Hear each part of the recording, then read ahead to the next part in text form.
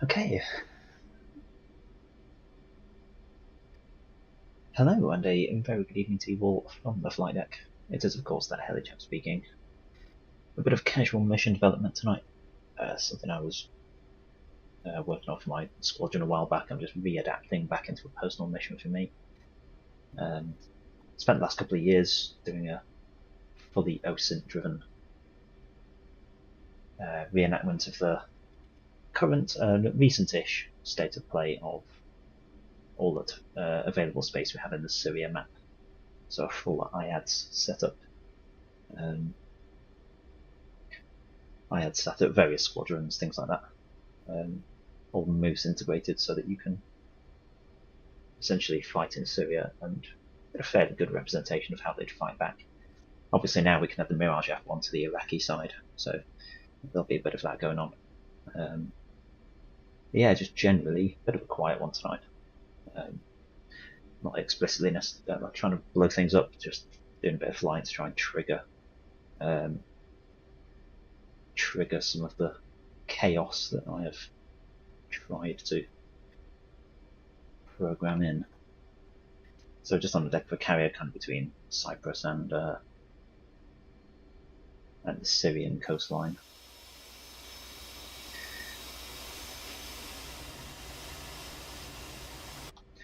In my Havglass 5 liveried Hornet, available in both clean and dirty looking configurations. Let's take a look. Let's do some carrier work here. Let's see.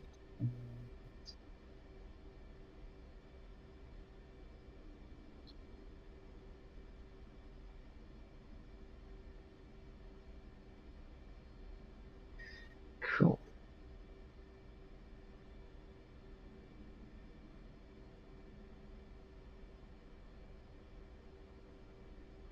Let's try and get our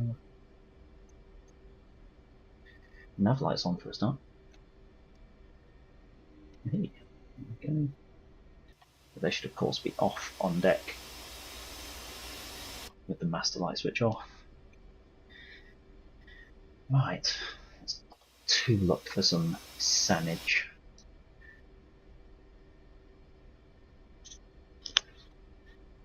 So, ground crew. Thanks, loads in here. Salute request launch, yes, but it felt like there was a lot in there. Let's have gun ammo. Sappy. 60-60. Take 9Xs. Pair of 120Cs. 2 pairs of 120Cs actually.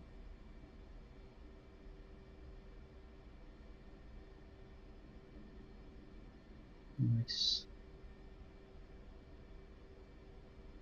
Sparrows under there as well. Head ground. Do we have? Let's take some harms first. Let's see if they'll work against Mantis.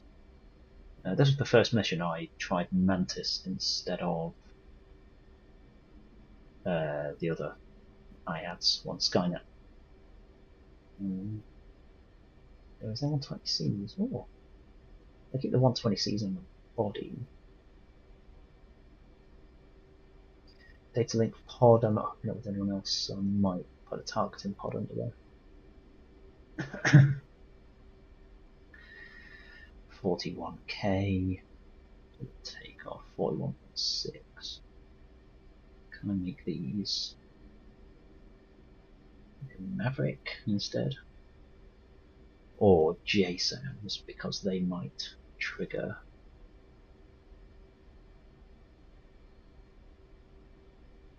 Yes, actually.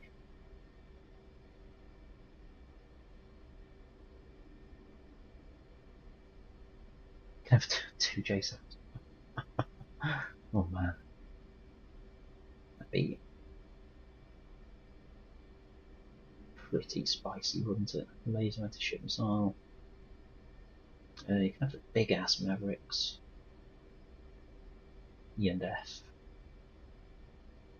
Of course, we've got Talds now as well. Whoa.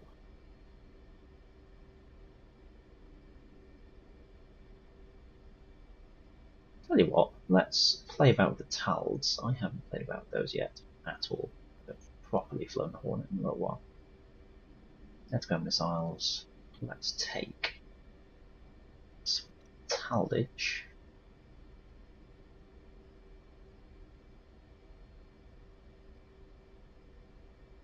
ADM 141A. Tald. Oh, that's going to be heavy. 42.1. Request refueling. Request rearming. Copy.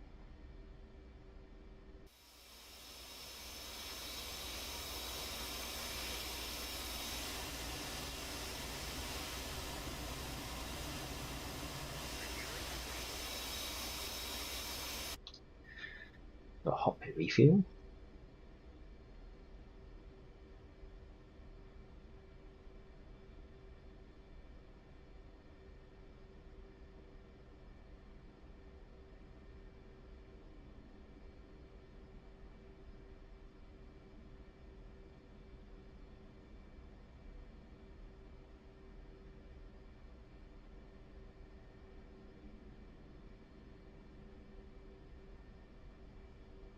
Rearming complete.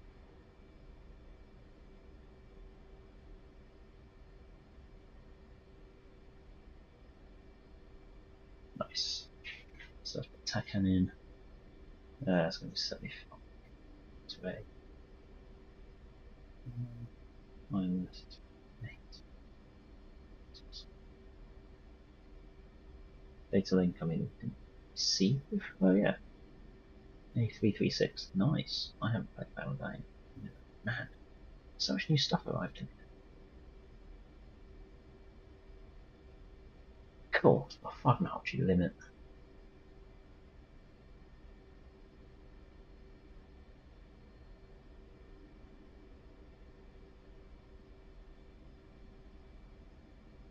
What is BRC for this guy? CVN 75. Awesome.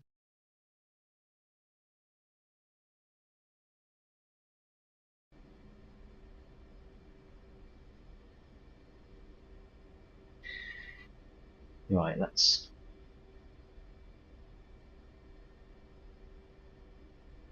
head this way.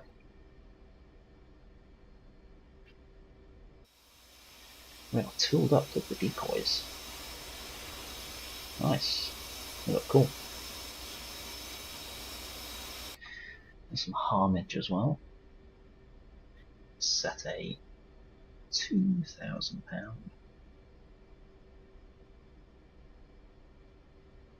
Bingo. Carrier. So quick left to right. Prepare my backup. 2, 3, 4, 5, 6, 7, 8. The ICLS. That's all an auto. Yes. Jet stations. Got a caution for wing or lock. That's fine. I'm expecting that for now. Now we'll off. Auto.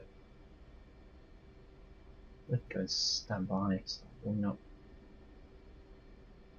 Radar is operational, but it has a weight on wheels switch, so I'm happy with that. Right, let's nudge ourselves forward, shall we? Welcome big off.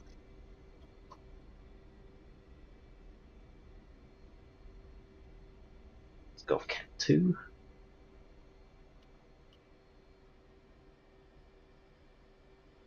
Wants to extend our wings. I think that is a placeholder animation for giving the wave to say, hello, come to me please. And then he starts waving it towards you.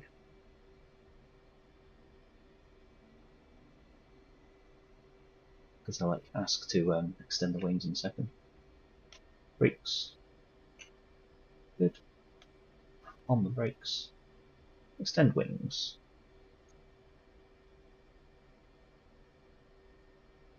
Wings are extending nicely.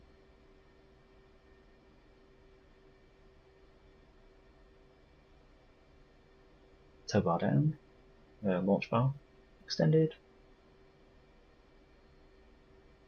with the light. Confirmation outside, he's out of the way. Forward.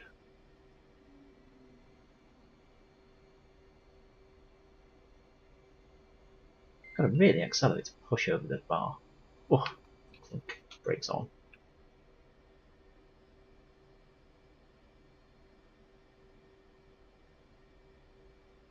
Launch bar select up, because now it's trapped in the launcher. Then we can bring our wings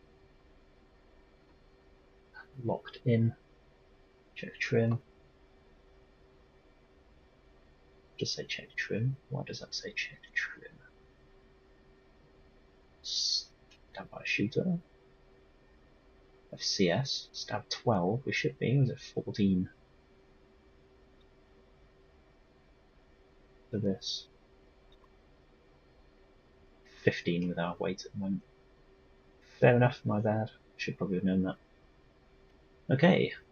Run them up then. Master light switch, lights come on. Running up 100% full mil. 100.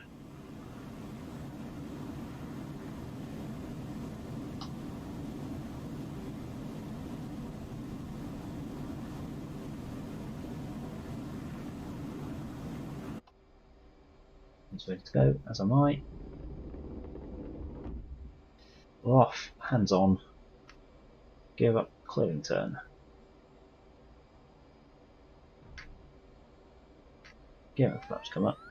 Accelerate to 300 knots. Back on BRC, 500 feet.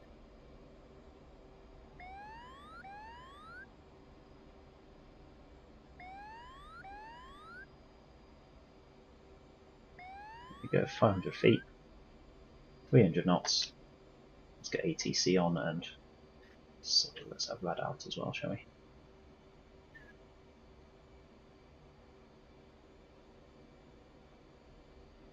Cool, and now we continue on BRC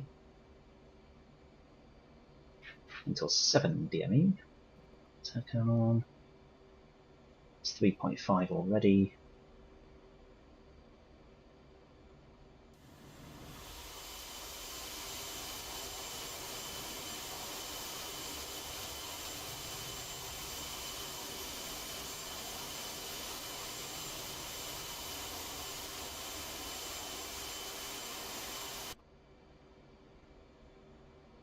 And that is 5 miles. Let's start popping some of this on then. Fleur tab. Dispensers on. Good. Good. 6.8, and that is now 7. Can start turning onto a 10-mile radius, so that's about a automatically bank. Let's get us on the SA page with map.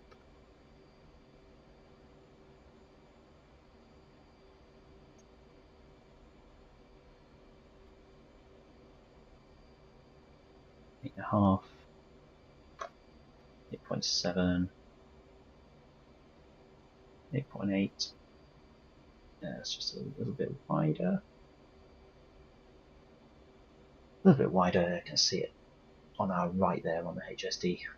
God, the Hornet makes everything easy for you, doesn't it? Compared to the F5, it's really dusty out there, so we've already lost sight of the carrier. 9 miles. It's a little bit too close to, a bit too aggressive there, but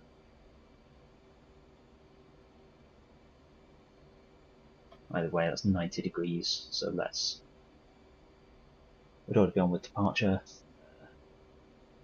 What's that then? Let's kill the ATC, go to 100% power, full mil, off of autopilot. 10 degrees nose up.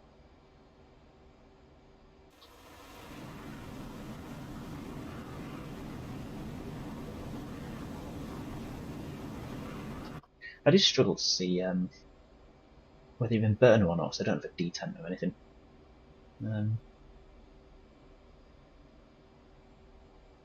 If anyone does know a way of checking if you're in burner or not, shout it out. I mean, the nozzle percentage is often a bit of a giveaway, I think, but even then you can get 100% full mill, and it will do a bit. There's a barrow. Yeah. Let's have 350 knots.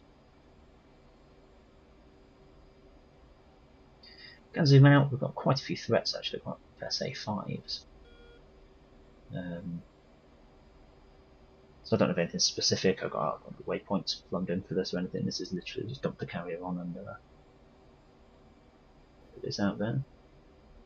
So let's see.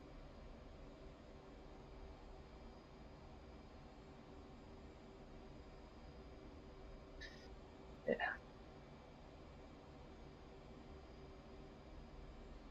Let's just hold that 10 degrees nose up now.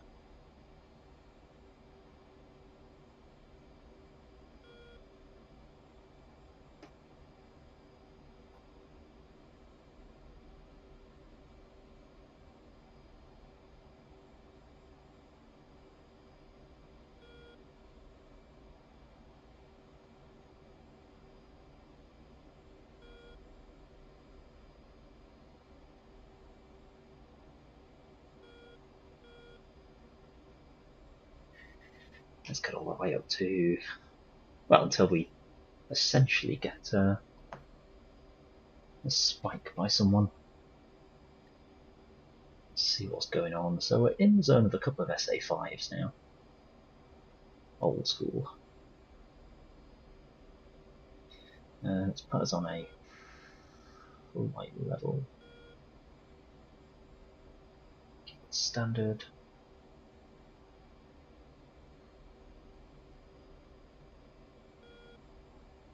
I'm going to dive into the A10 map.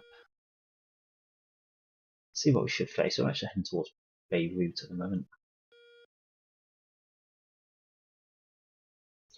Raj Al Issa West. Don't remember seeing that before. This is airfield, apparently.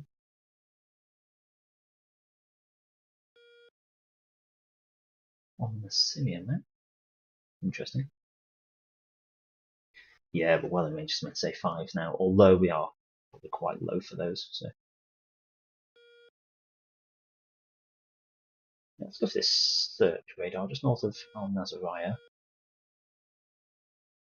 So there's no TACAN around here because it's more of a TACAN's more of a NATO thing. I think there were a few in Iran from when we were friendly with Iran back in the day. So what's going on? Some MiG-29s. There was a lot of MiG-29s spawned actually. That's going to be interesting, given I don't like air-to-air stuff. Oh man.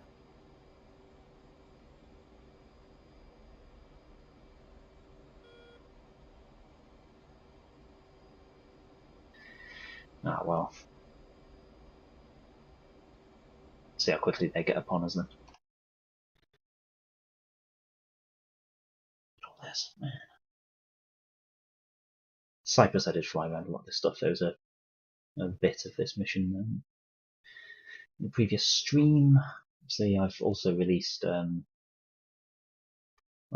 essentially a bit of a template for the borders for the Syrian map. So Moose compatible polygons using invisible helicopters and waypoints. So that people only engage within zones which are the FIR's flight information regions, so national borders, and then all these as per people's AIP. What section is it? ENR or Gen? Can't remember. Should probably know that. ENR 2.1, something like that. So we're going to be entering Beirut's airspace now. So this witness the the Nicosia flight information region. This is essentially blue airspace.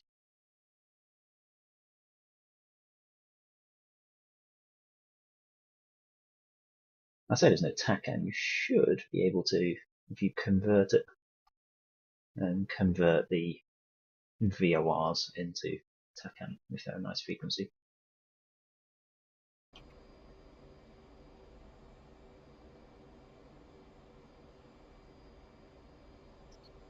Slowly thinking about that.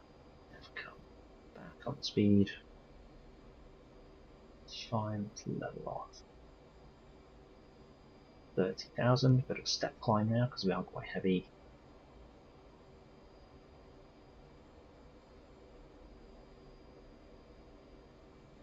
Let's hold 30.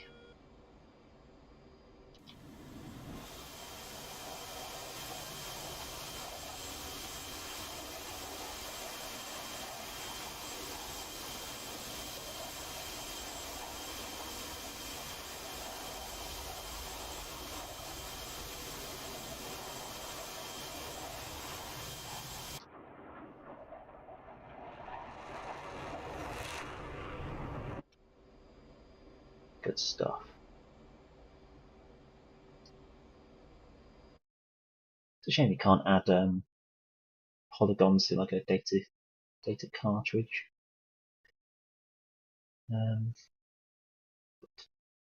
Oh well. Maybe soon in the future. It'd be good to be able to see these polys on your SA page. Things like that. But it goes down to 10 lines. That's a shame. You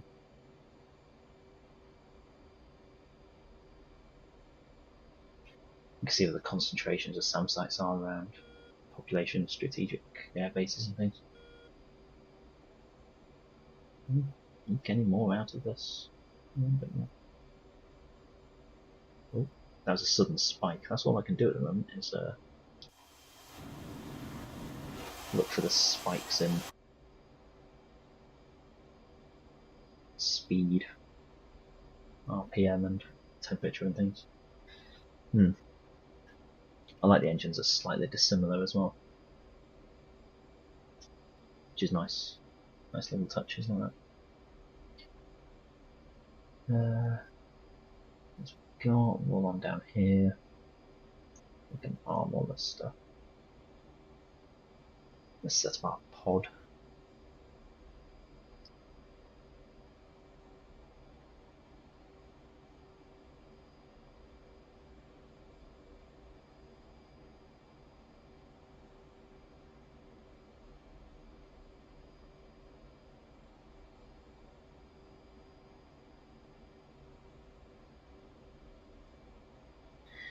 Good. Right, let's fire up the T-pod then. Just entered Lebanese airspace, which is nice airspace, but at the moment we're not going to trust it. So, pinky switch, let's pop all the lights off.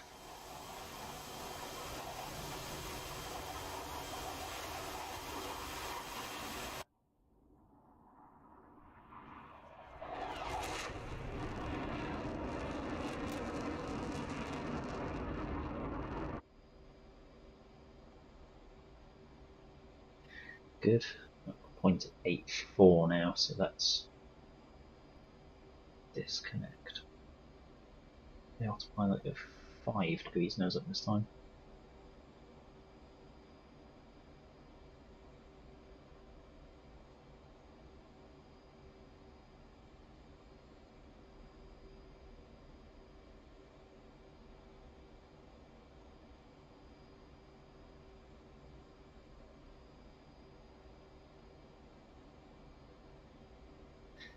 And here we go, approaching a Lebanese coastline.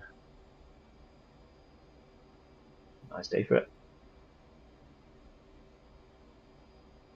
To try and hold Mach 0.8. Let's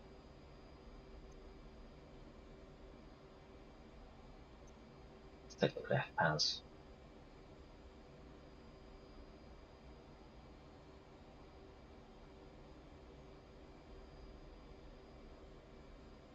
$36,000 at Mach 0.83 we should be.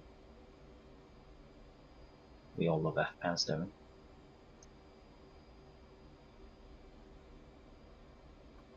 There we go. Is that a wind layer? I think it might be.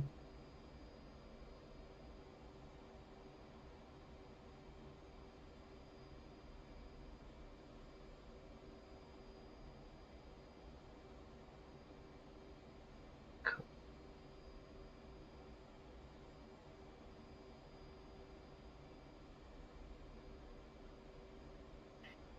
Okay, let's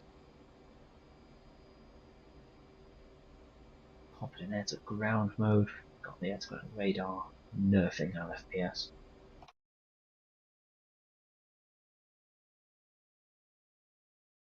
Now, MiG-21s at Alcasaya. Eek. Let's go for this. Go for the SA-5. The Air Defence Academy. Give them something to think about.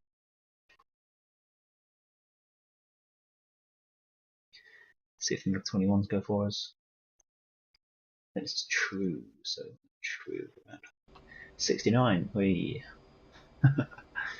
obviously.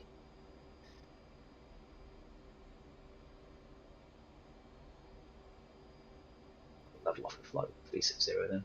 Let's get a pod set up. On display target opportunity.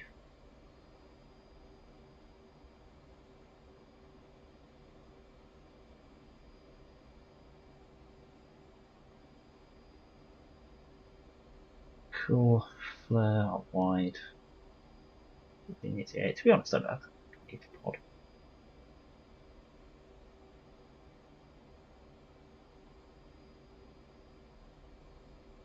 Yeah, in fact, yeah, let's have stores. Arm display on the right. Same. Override. On page. On display stores. Okay, now we are very much looking. Got a search radar come up.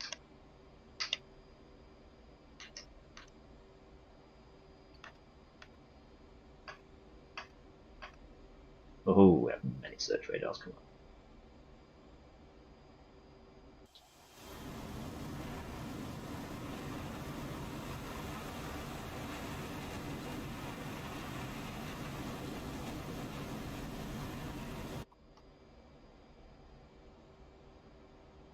So I'm going to go with it being this one, something off to our right there.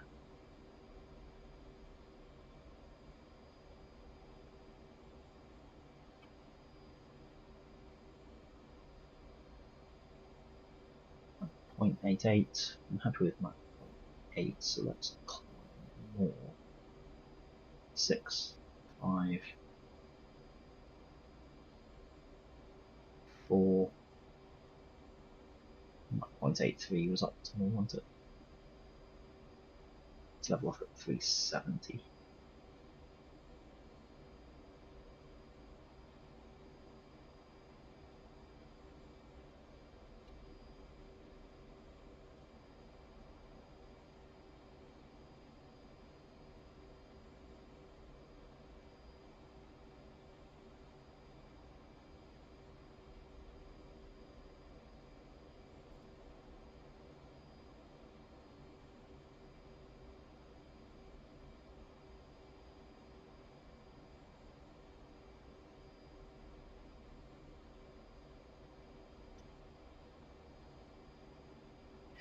Excellent.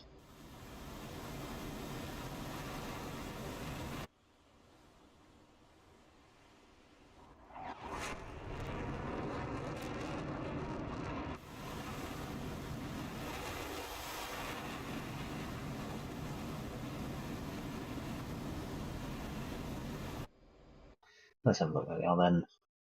Yeah, still heading towards these. It's pretty much on our nose. I'm happy it's going to be that one. Let's try and lob some harms, I guess. Sighted is crossed out at the moment. That makes me nervous. I can't remember why. Has there been an update that's changed the way the harm does stuff? TOO was just fire and forget, I thought. 9. Hello, here we go. Start to get some proper RWR stuff now. Harm in standby. Yeah, what's it? There. Scan. Oh, don't do this to me. No, it's not pre-briefed and it's not SP. TOO. Should just be able to launch this fecker.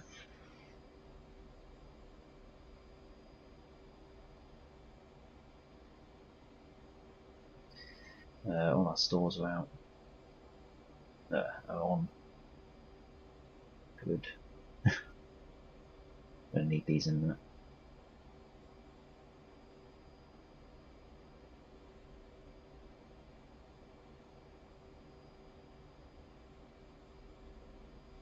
So whip through checklist. Guided arms, yes.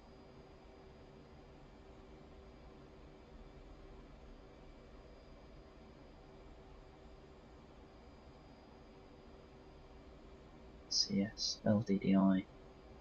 Site separated flare. What's into a target? Uncage for handoff. Ah, that's why. Those controls. Well, that was it. Which one's on cage again? Cage on cage. Joystick button 1. Ah, that was it.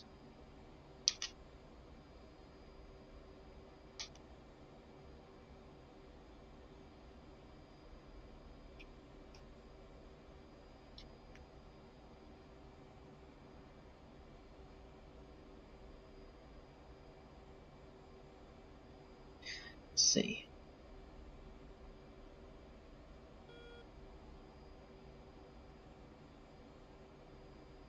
Espresso mode, yeah.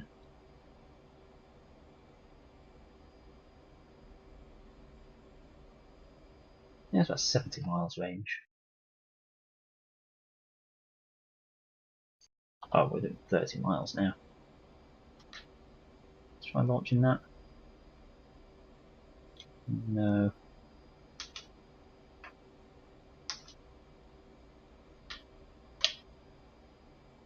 TOO harm override.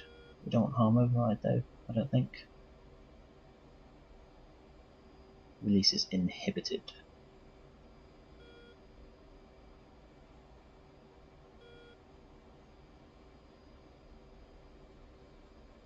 Why is it inhibited?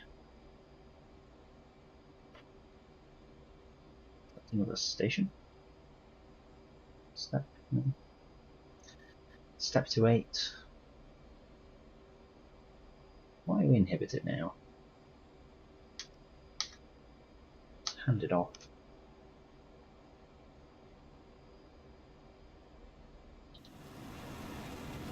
And we're in burn, for God's sake. It's hard to tell a bit. Surprised I've not been fired upon even by an SA5 yet. But the SA5 is just down there to my left. The airbase is down there, so for some reason the interceptors haven't come up. It's spawned them now. MiG-21, so they're on the ground. But why is this not launching? That's a problem when you don't DCS for ages. Stuff changes and then you so far behind. Yeah, I've got you raid for the Fox Select. Cage on cage. Yeah. You're supposed to hit cage on cage.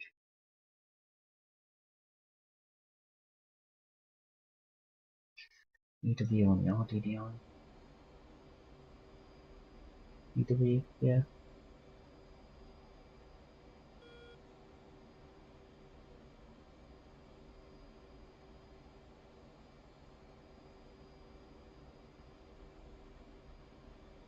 Mm, 47.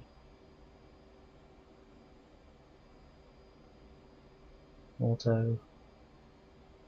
As you can see, hood? No, don't put it on the hood. So, yeah, so W. Zero override. Why can I not fire the bloody arms?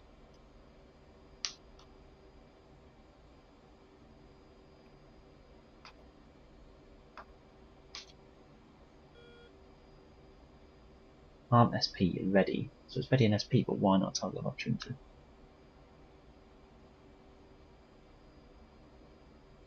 But why not?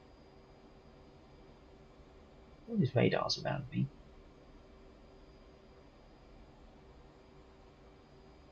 Yeah, arms ready. Target opportunity. That's what we want. Shove that down there.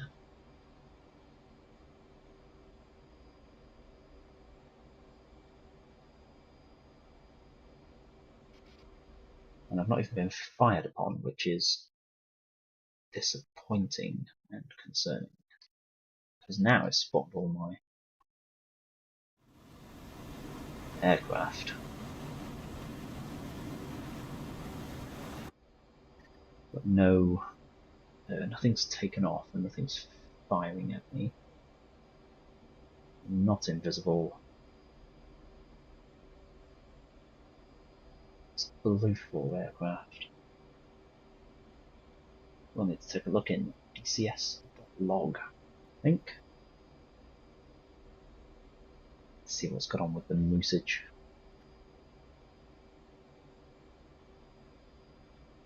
But while I'm here, I am going to see why the hell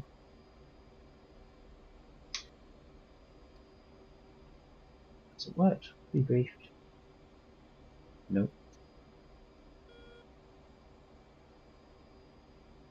SP. Self-protect mode.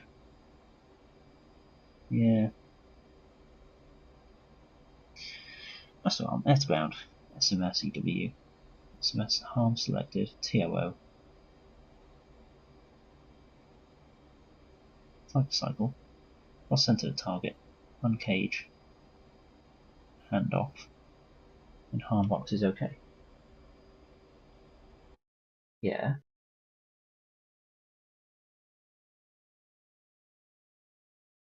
Why is my uncage hand off not doing anything? That's what pisses me with this stuff. Like, you do it. You do exactly what stuff says, and then this just doesn't work.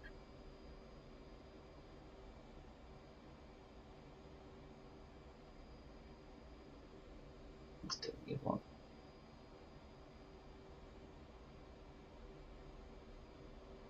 Let's give it the old 60-degree bank.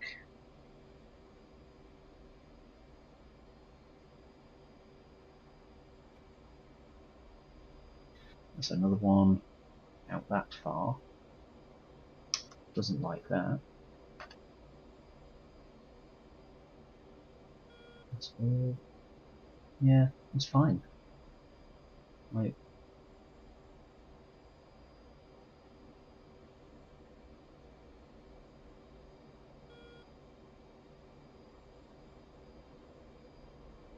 so what is going on? So now I can skip through them using the raid button, press it.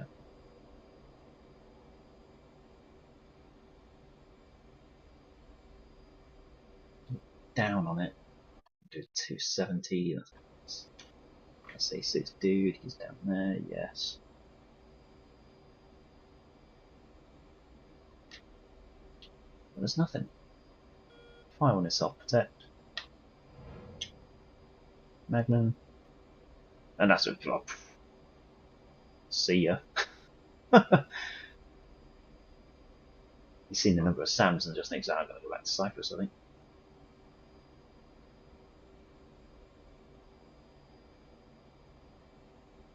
What's that even gone to?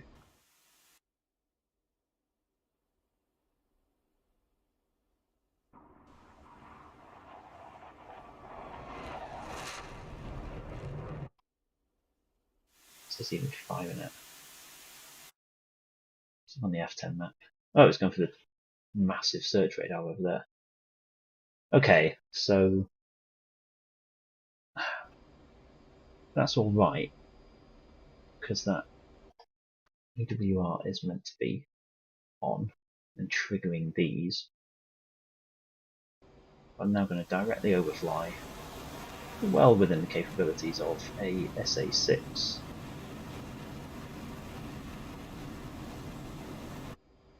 I just get nothing, no response. This one's going to sneak up on me now.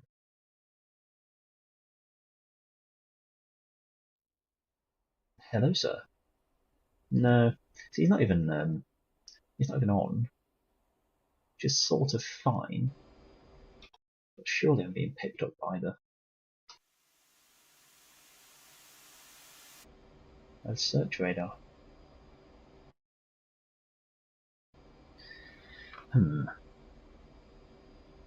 Indeed. Advice target of opportunity not working. Go.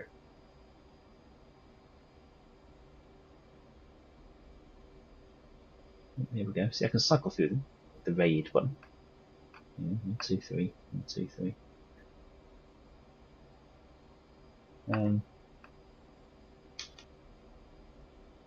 It doesn't like it. Just hand it off. It's out there. Yeah, it's over there.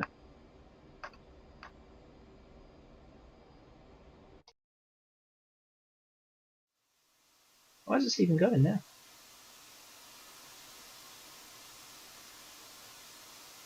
EWR's over there somewhere, so it's not even gone for that search radar. Where's it going?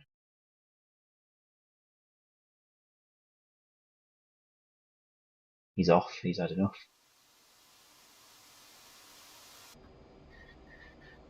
Oh man, it's going well, isn't it?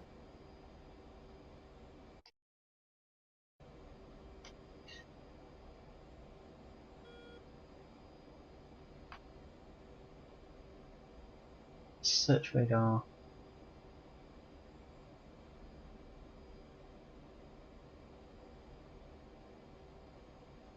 We'll go around 200. Yeah, it's going to be that guy. This is nowhere near. It's just going to burn out.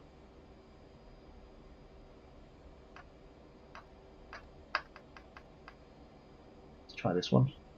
Close. Yep. Let's try this one.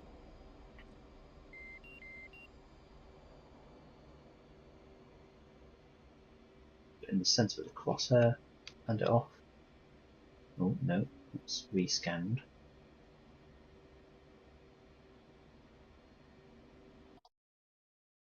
No, coming down on this guy now. This is slow down. This is slower than me now. There's me in the background. Yay! Being very angry.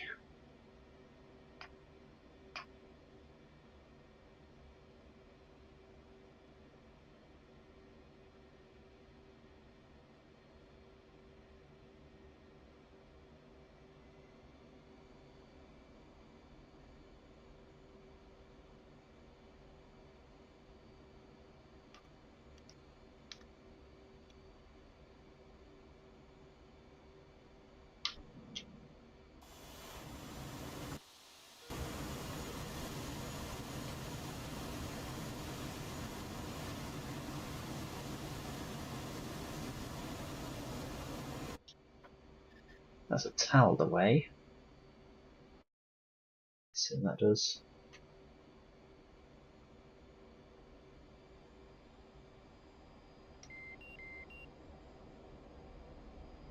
Home fuel. Yes, I'm well aware.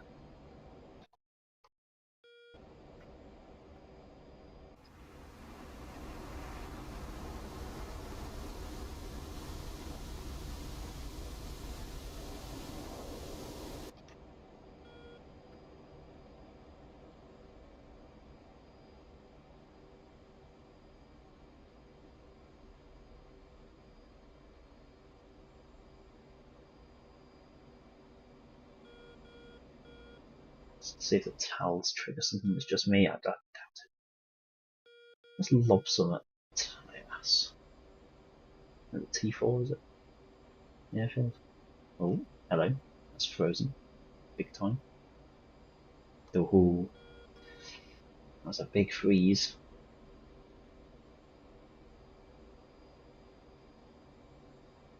What is going on there?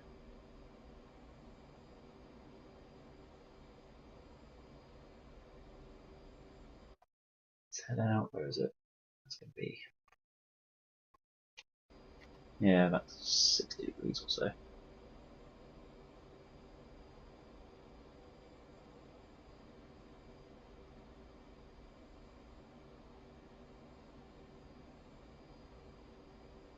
Zero 60.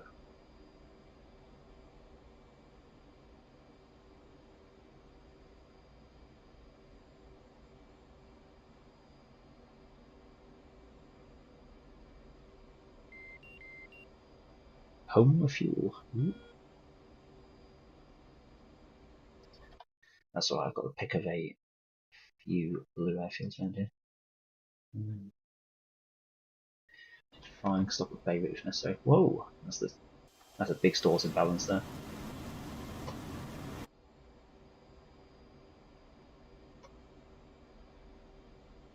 Let's drift back up. I'll try and work out what the hell is going on.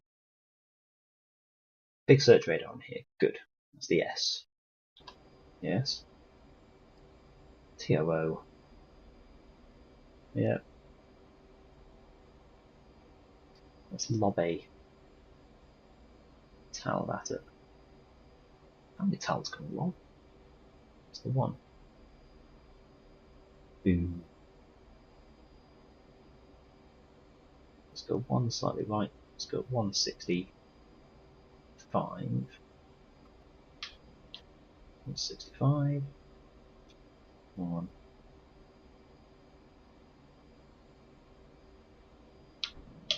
60. 1. 55. Let's see where we get to with that. Let's go into the harms. Harm, TOO. This is the EW page. It goes. There's our towels.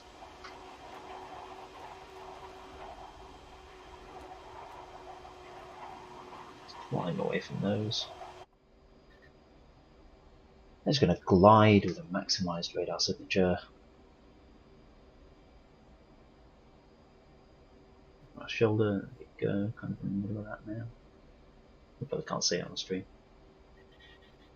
Try not to get much below 0.876. Yeah.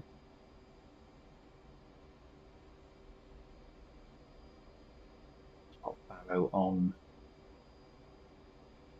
latitude actually.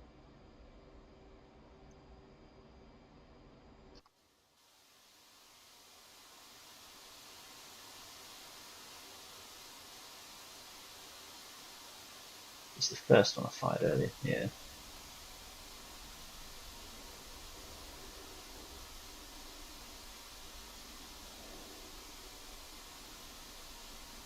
This is where I'm missing like a massive spike in RWR. I sincerely doubt it though. That's irritating. It spawned all the aircraft that's on the ground. And actually these ones over here are static.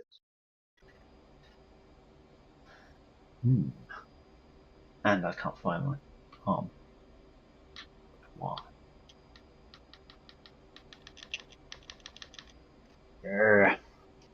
Sake. I don't think why the harms won't go by all means. Drop in the chat. I think I'm missing something, something new. But I can't see anything. I've resorted to bringing up a checklist for it. I have got it. Master arm, let's-burn mode, stores, EW. So the store page, got harm, TOO, SCS on the LBDI.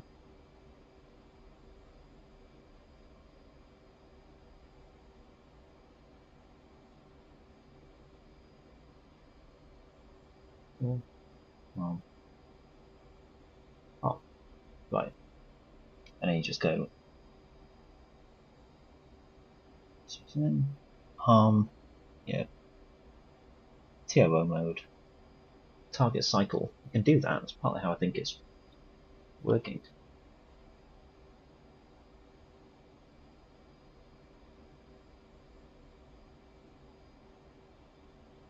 Because I can cycle them okay. And then you use uncage to hand it off. Like,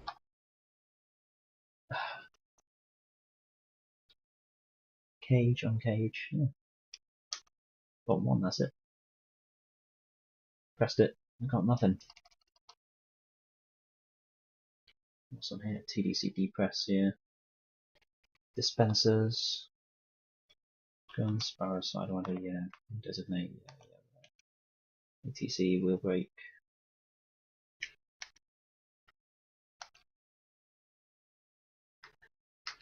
Probe, smoke, hook, flat, gear.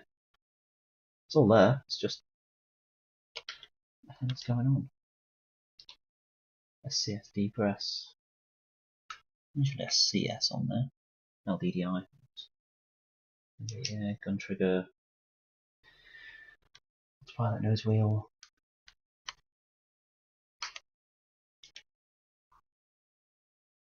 SCS up, down, left, right.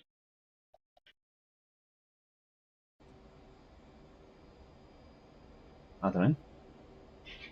I'm baffled why that wasn't picking up.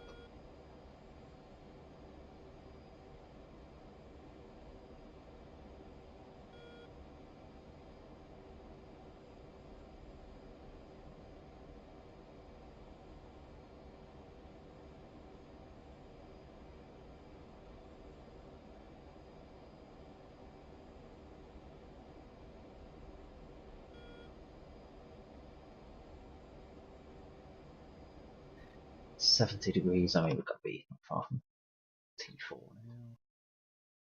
Yeah, well and truly over it. Was it passing beneath us? Oh, yeah, that's the hook. I've been burned.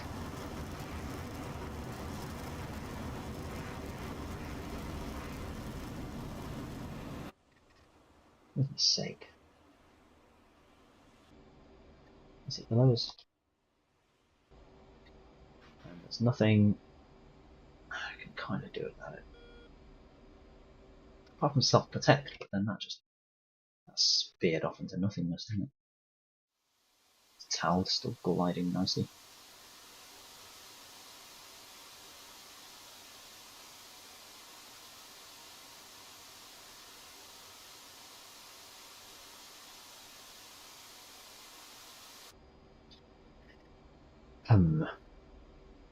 What to do about that? Paddle.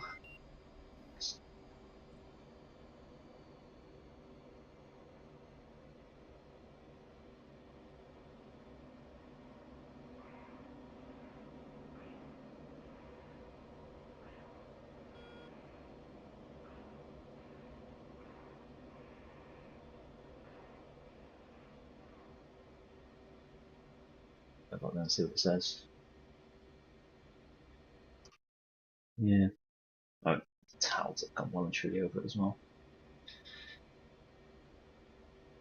Can't get a response. Just throw a harm at them. Oh look, off it goes. On holiday, something totally irrelevant and unnecessary. Stores, and I've just got 2 towels, which are mildly pointless. Okay.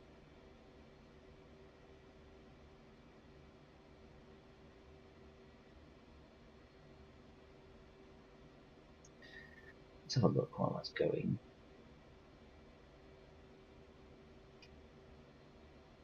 Well, let's sack this off then.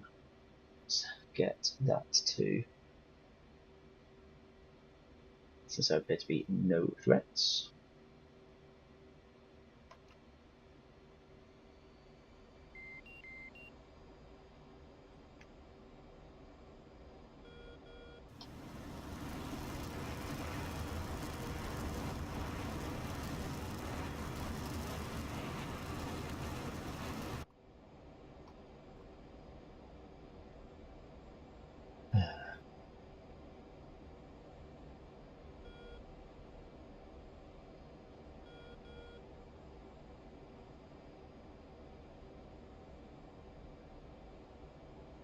do that. Let's bring up the F-Paz, see how knackered I am with fuel.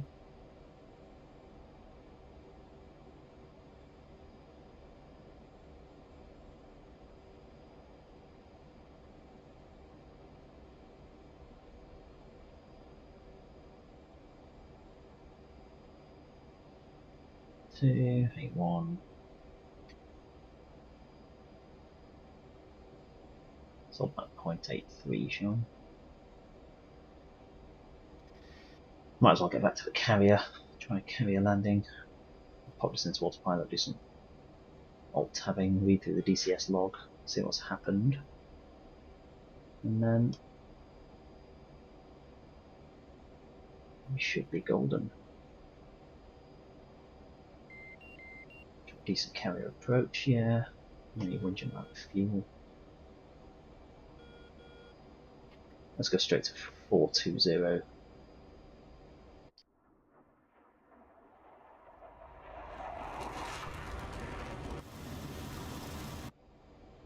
$41, and over.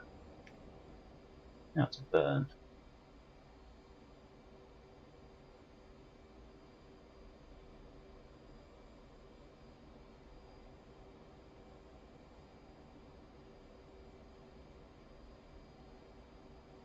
What's pilot? 420. Heading. Let's get this on the most we can without burning. Which is very hard to tell. I don't like not having a detent in the F-18. As in my stick not having one, because it's almost impossible. There you go. Didn't realise I was in burn there. A lot of times I don't notice till it's too late.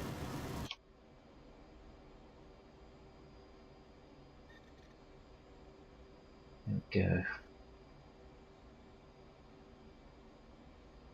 We can actually come back to 0.83.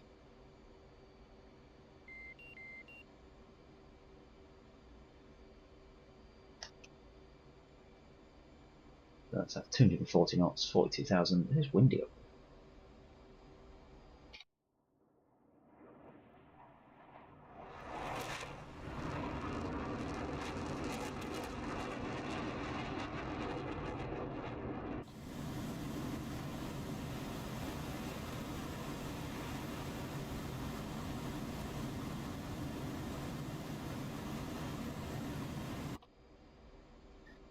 Fighting a bit. That's 3.0, fine. 100 miles to £2,000. Not too fussed. 160, 185 to the carrier. Yeah.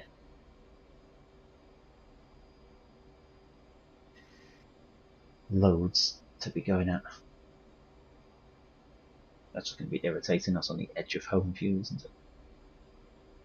Let's make sure everything's up. And in fact, go over here. Let's dump my last couple of towels. Armed air-to-bound mode. 2 Papa. 2.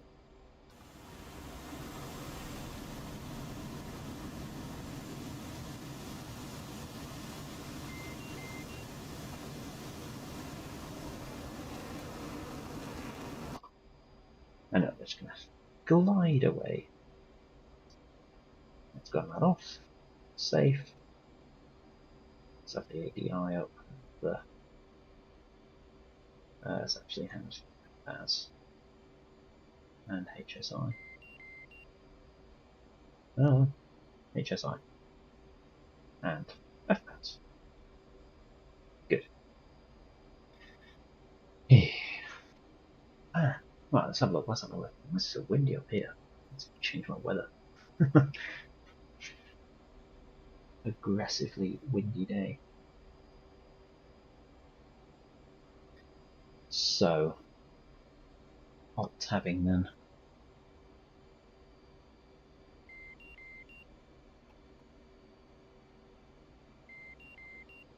To the Magic Moose. Let's look at my scripts folder.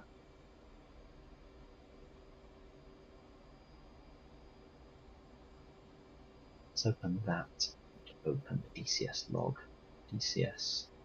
Where is it? Logs. DCS.log. Time to start the mission. It's around 7. Let's go to 58, 54. 06. Here we go.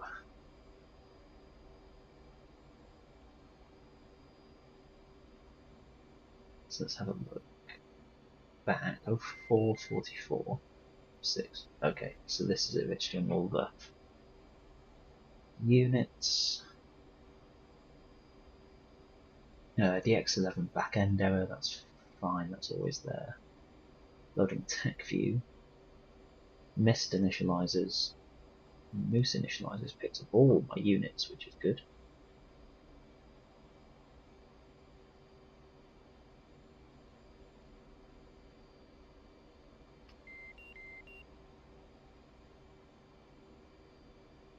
Got my zone polygon units identified.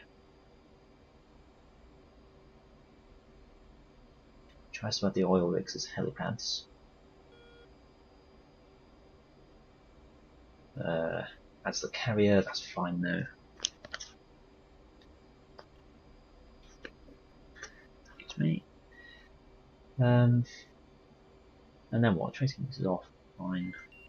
Starts with Mantis. There you go. Mission script error.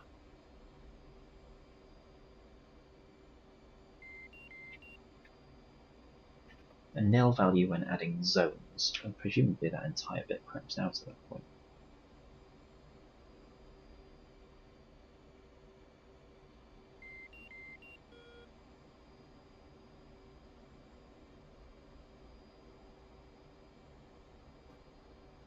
Let's take a look in here. Let's see why we're doing 154. Let's go.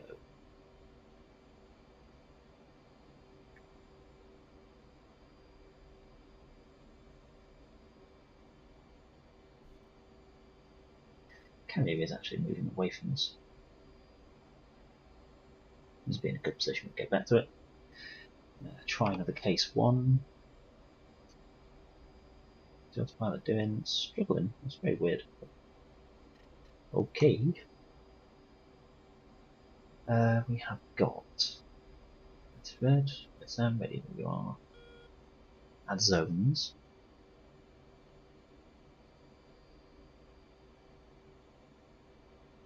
That's those zones. Detection areas.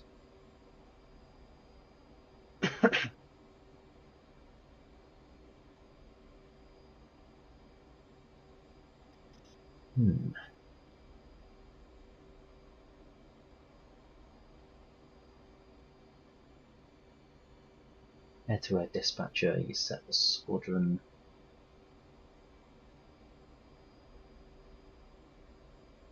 And I've got the airfield fine. That's the name of the unit. Seems to pick that up okay, unless it's failed before that.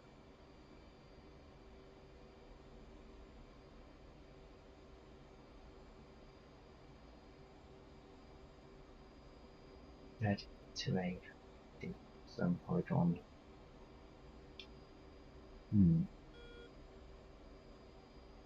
Group find my name. Severe border.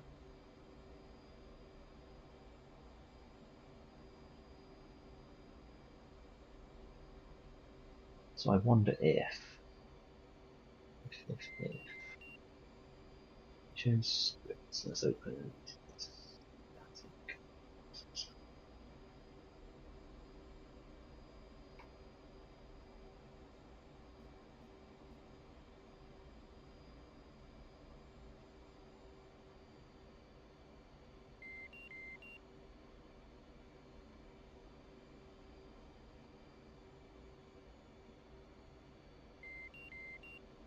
How are we doing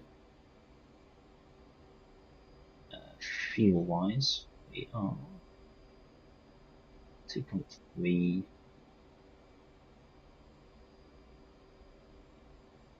range 298.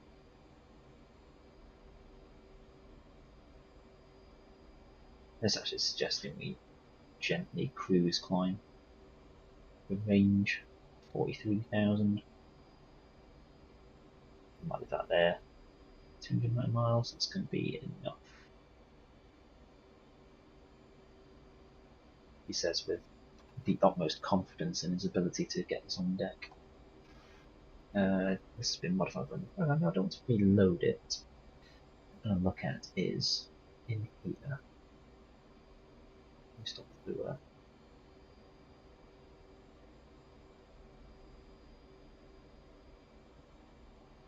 Let's look for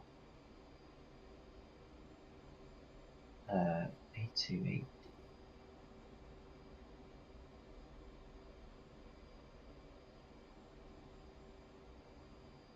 Yeah, so A28D.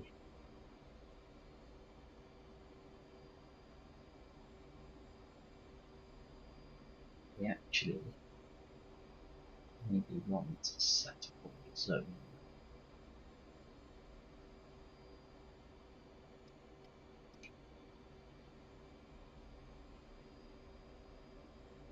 Now I enter a dispatcher. Set borders.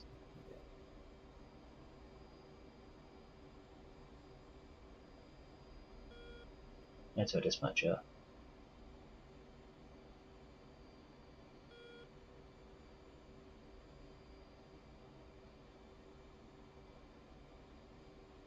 So then we have which other more borders?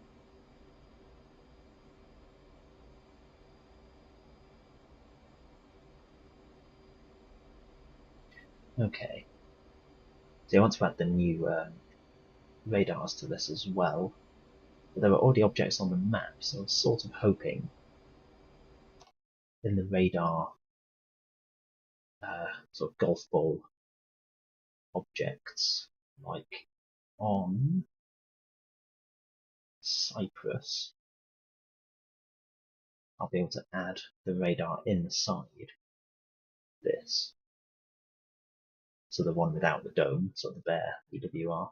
Although there's an SA-10 search radar on Big Bird. Either way, having the big search radar on there, part of the EWR network, and then hopefully it will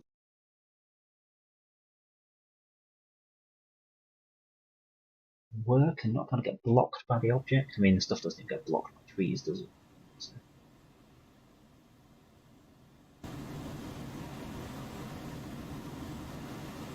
Away we go. I have Glass Hornet, RAF, lightning coloured.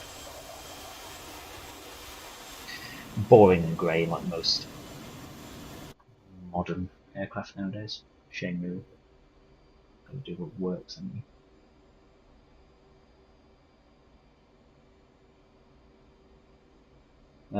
Stop tabbing back out, leaving that there.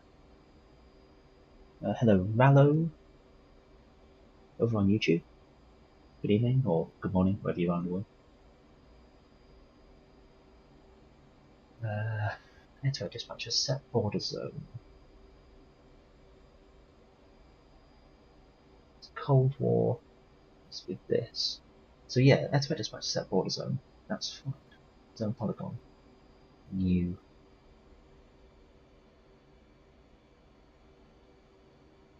That's the name bit. Group find by name. But we want zone polygon new. We actually want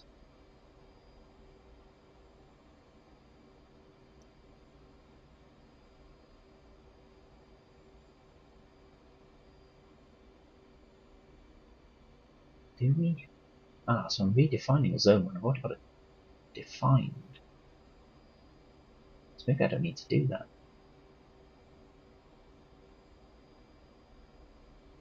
Maybe I don't.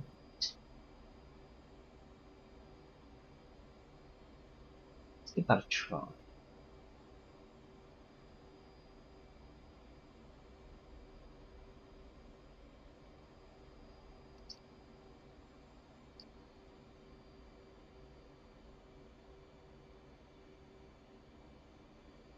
Yeah, let's give that a bash and see. Bingo. Oh, bingo. Oh well. That's alright, 1980, what are we saying? 50, 94 to go, so about 150 miles range, plus then I'm going to be at idle, descending for quite a while after this.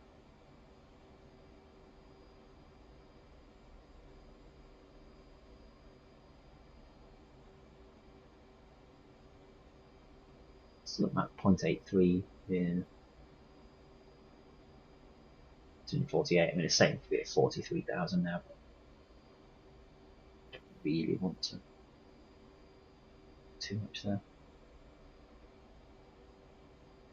Don't need to go overboard.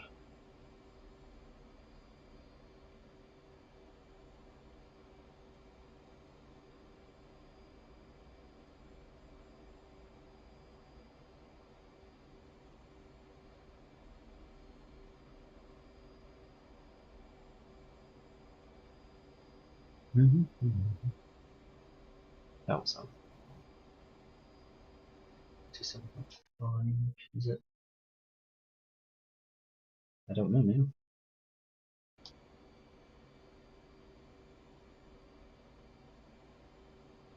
It's idling again. It's can't make its mind up with this wind up here. ETC, CBS 75.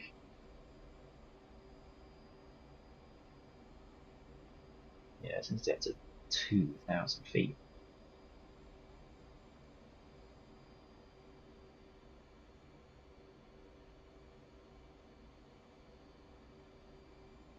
So try calling at 50 miles. Just not tap back out. So maybe that's what I need to do there then. So compared to a dispatcher, is that even for A2AD? Wasn't, was it? That was for. It's registered all these groups of units. Registered all these aerodromes. And that's zones.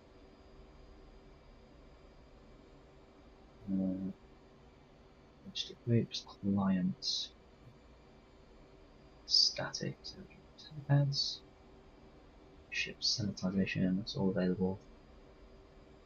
Starts Mantis, seed started. Add zones. Okay, so it's definitely the Mantis part that it's out.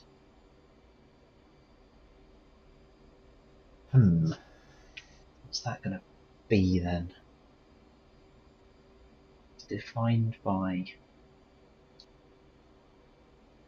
So it's a case of just not just putting the name in, I think. Just put the name in. Then that's not going to work for you. However, if you use detection equals, yeah, if you use the, you kind of need to call the zone, but I can't see in the DCS log that it's actually registered the zones, which is even more confusing there. But 51 miles. Anyway, yeah, let's try and get this back on the carrier. I need to practice, don't I? Marshall 180.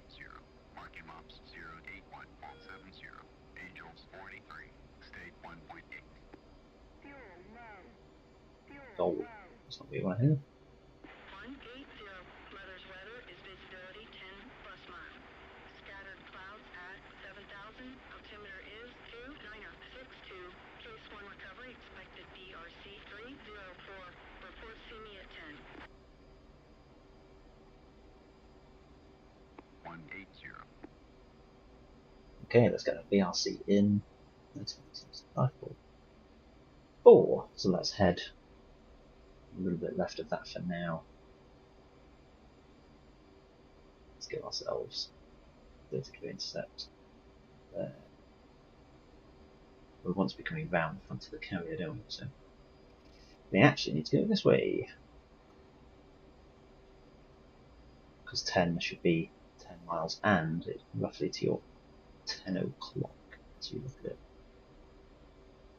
So let's get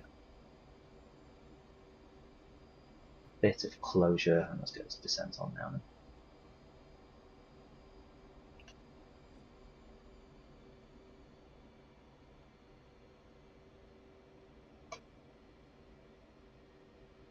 Back to idle, 200 miles range.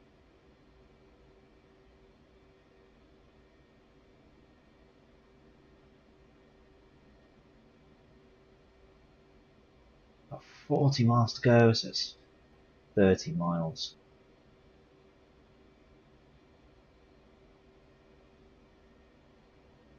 Let's get down, let's go.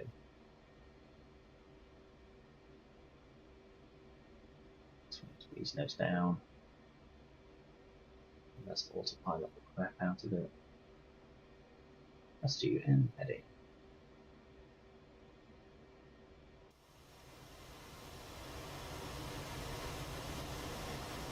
Oh, it can be very pretty DCS, can't it? On a good day. That's why I've still not gone VR.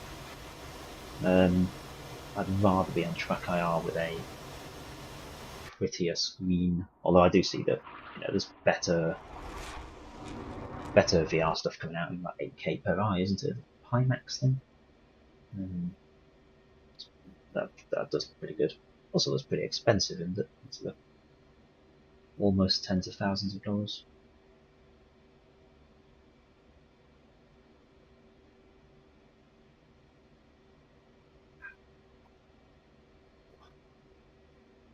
Right. Can anybody see the camera?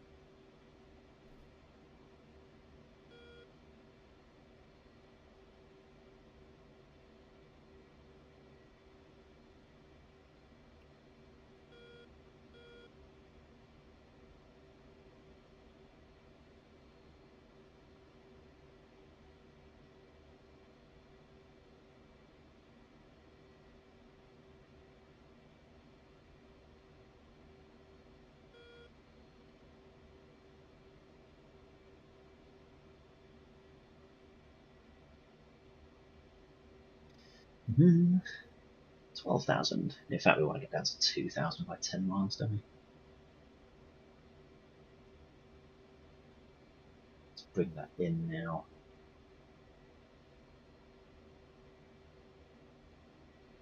Let's go 270.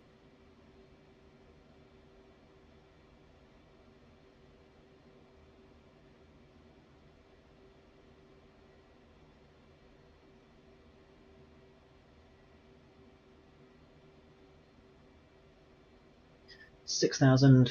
Cool. 5,000. Let's start. Point that up. 4, 3,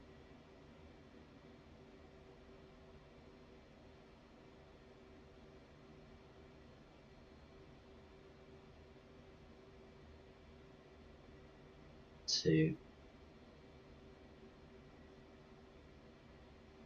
It's 2,000. I mean, we're well early there, man. Could have drifted that a lot further. Mismanaged that fuel.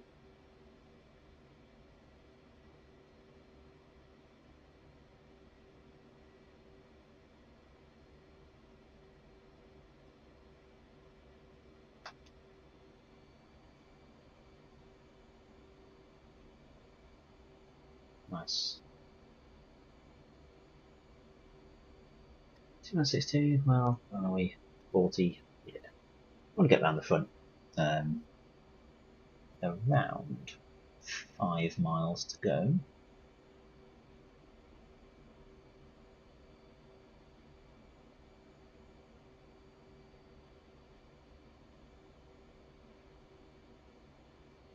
And I've got this on bad alt actually. As well. Sure, both, doesn't it?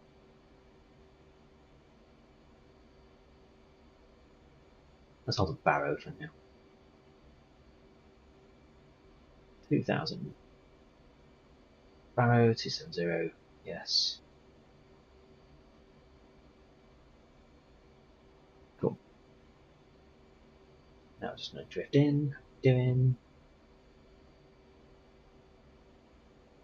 85 miles.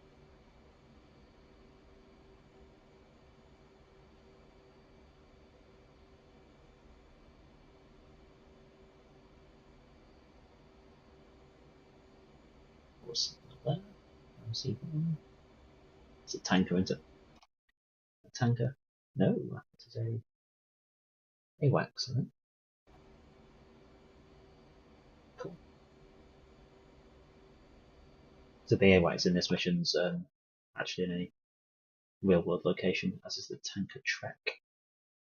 From a few of the off-shader missions.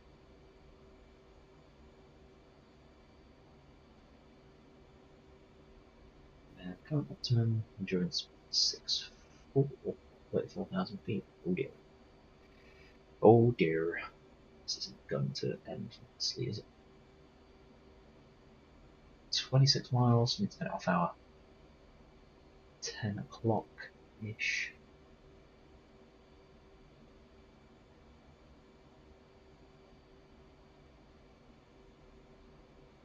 So it's about 210 from us. Pin it there.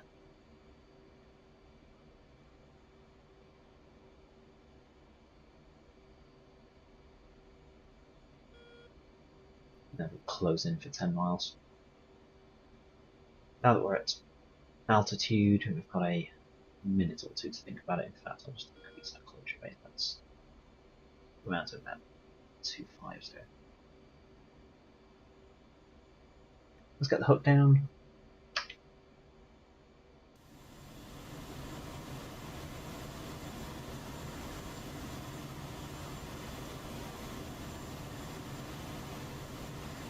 Can't really see it out there in the dust. Hook down, let's make sure the probe heats are on.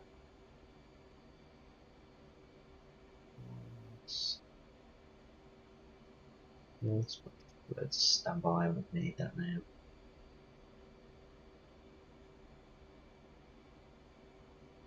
I think that's basically on water, isn't it, really? Have our lights on now as well. Although I normally do that when I've cold.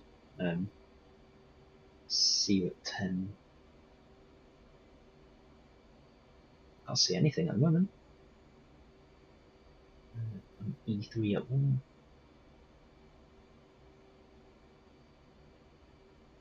Out there is a carrier. So I have around 18 miles to the beacon.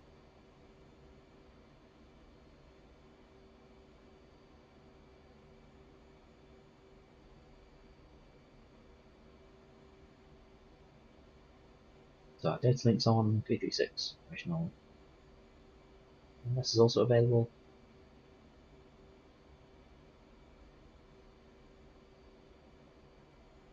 Good. And that's also configured on channel 8. That's lights, yeah. Anyway. Adult.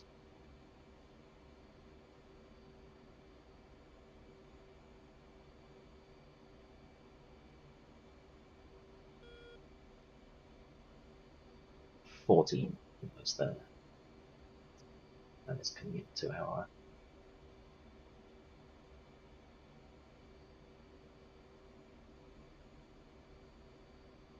10 miles.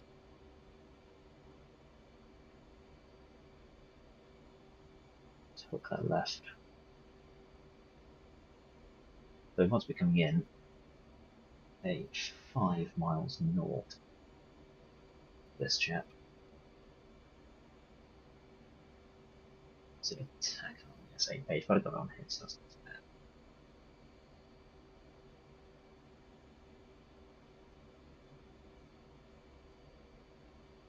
bad. 11.5 to go. It's 11.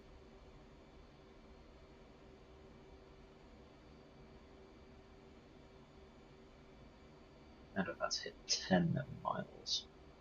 Do I see it at 10? Is that it down there?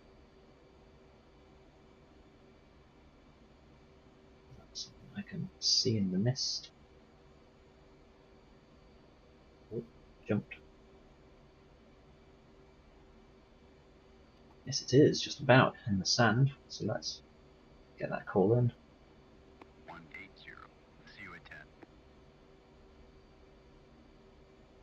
Update state, switch down. 180. State 0.9.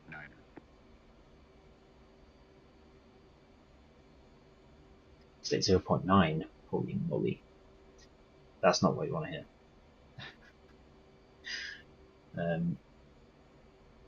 We may commence with fuel emergency.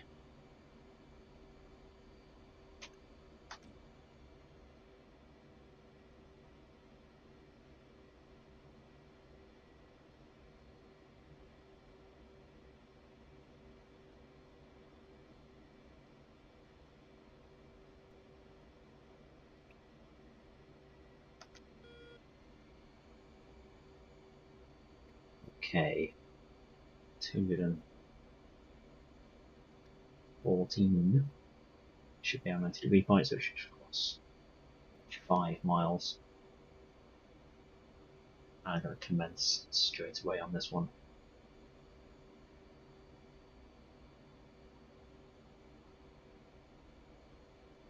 Far have we got? 46 miles. Tower 180. Overhead Angels 2. State 0.8. 5 miles, there we go. 180. Tower, roger. BRC 304. Signal is Charlie. Signals Charlie, let's commence then. What we have? 4.8 at the front. Ooh, 4.7 now. But it's moving towards us, to my defence. Not bad, not bad. Ooh, 10 miles then. Cool. Let's get that to 5 and keep it there. 6, 7. Gentle turn out.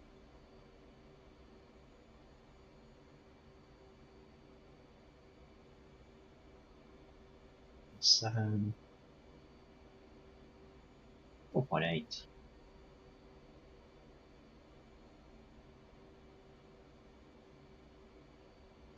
4.9, come on. Should be around, I think this thing was 45 degrees, about 30. 7. So let's level that one out then. It's almost there. Ooh, there it goes by itself. 4.7. Just coming at beam now.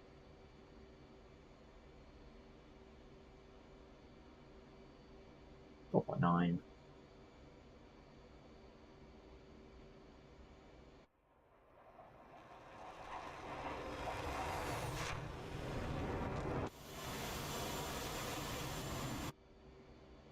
4.9, and we are on the cyclical. 124 at 5.1. Oh, ruined it. Oh, we're moving away now, it is behind us. Cool. That is us commencing then. So let's head up to, I think it's 350.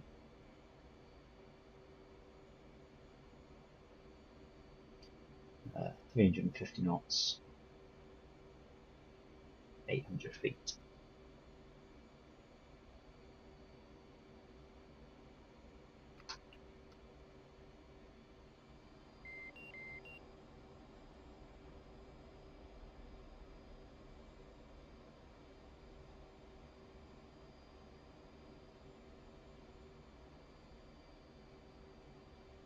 We can now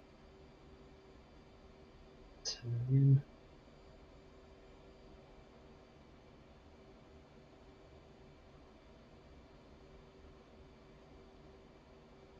About 7 miles. I think it might be a bit further than that. I think it's down to about 10 miles, I think.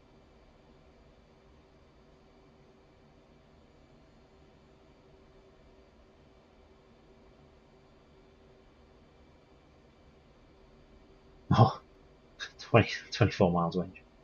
Eee. This is getting quite spicy now.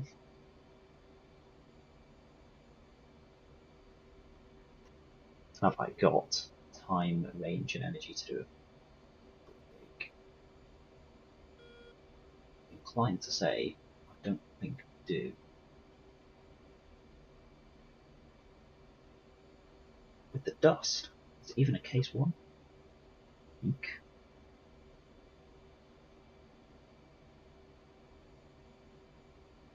Can't say anything not.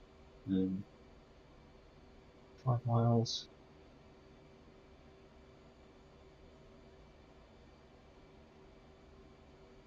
Rolling on to BRC, there we go. 4. 4, slightly up to the right a bit.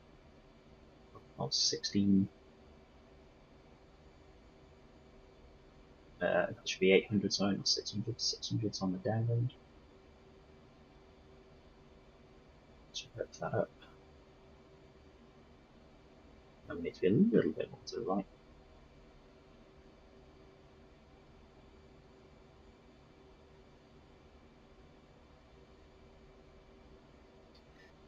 Got no choice of going around to this one. So with cold initial,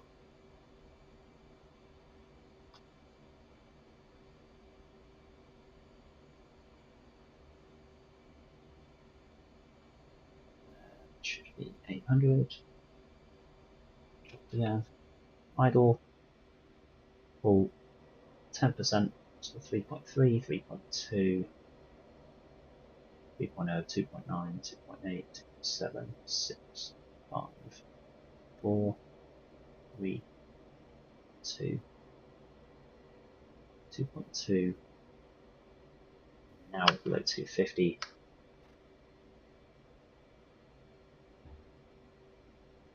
Should down at 600 feet from on speed.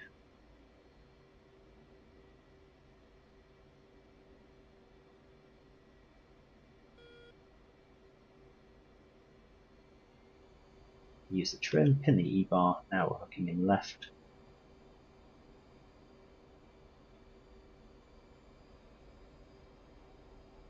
Oh crap, we've got 8 miles. Ooh. It's not good. 450 to 500 feet, here we go, 500 feet, halfway round.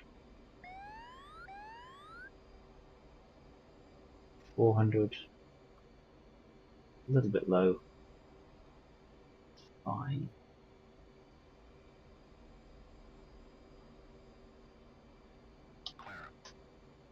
We have rolled out too early there. Too low and slow. Damn it.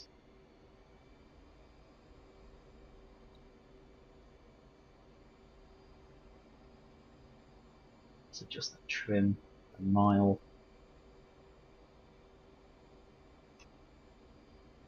180, portable, 0.0. 0.0. Oh my god, we are down to 10 litres.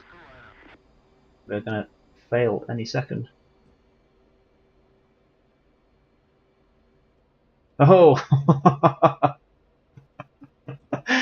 No! A little low. Yeah, it's about to be worse than that fella. Oh.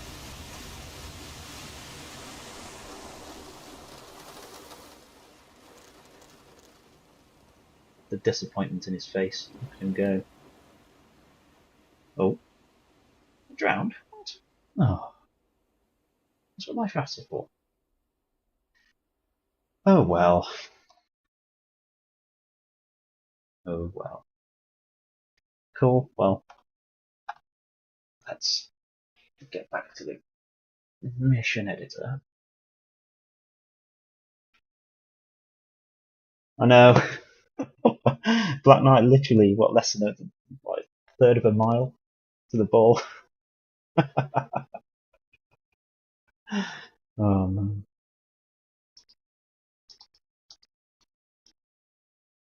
Ah well.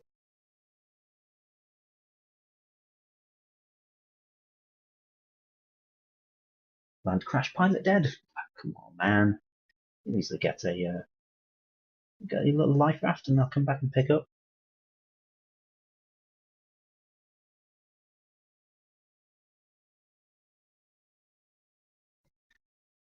Oh well, mission editor.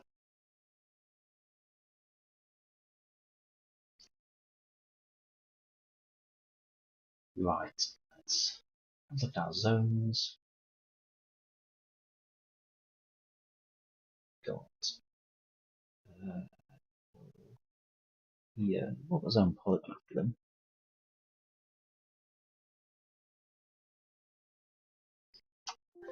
Alt tab that. No, that's fine. Is the aerodynamics to the helipad? So close yet so far. I know.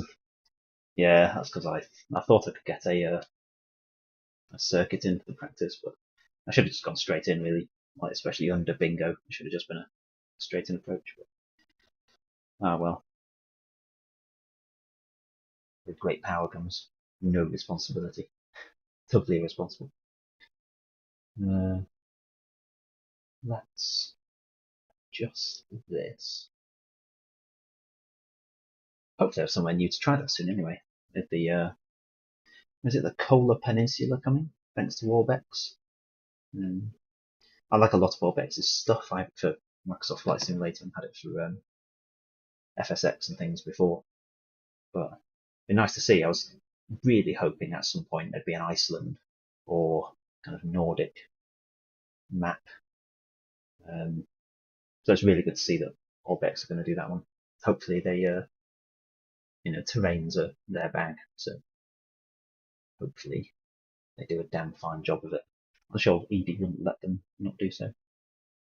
I sent it to another friend of mine in a Discord, and he was saying, well, just like Razvan in the South Atlantic. And I'm like, well, it is early access, isn't it? Like they have said, it was originally meant to just be the Falklands, and the Falklands is the most complete bit. When you head over towards Chile and Argentina, of course, it's going to be rough edges, especially with textures, because the terrain is in, but it's the textures which are the main problem. It's because they've said it's not finished. Well, it's an alpha, so can't really complain. I need to have a chat with ED about something similar. Keep meaning to. They're quite they've got a lot of barriers. They're not very nice to try and work with. They're quite imposing, which is a bit of a shame. I was rather hoping I could offer them something. Alas, I'll sit here and try and work out why my moose isn't working instead. That's called method add zones. So, in fact, let's take a look. Can I switch layer? Can I do that instead? Does this work? With no transition, because who needs to be a professional? Does this work at all? Does this work? No, it's gone black. No. That's fine. Just looking at Northern Peninsula. All that. Yeah. Yeah, I'm glad. I mean, it's fairly topical at the moment, just with the proximity to Russia and things like that. But it's a good area for it. I mean, there's submarine bases at Murmansk and things like that. It's a big strategic port for Russia.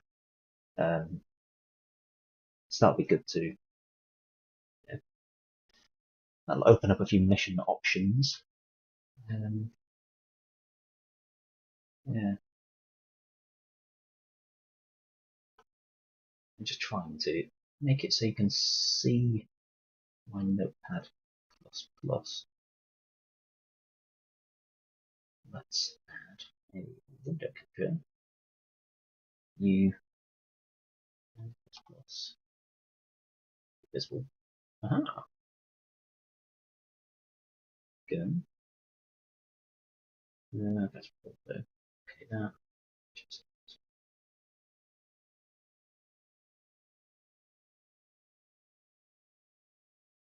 minimize that down there for you. So, just have a look through here. Activate dispatcher. That's not what I want. What I want is actually add zones.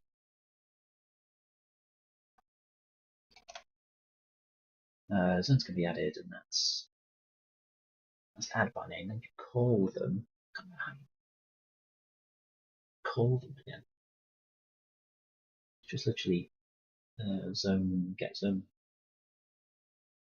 Arma 3 scripting's so much nicer than looking about with the DCS ones.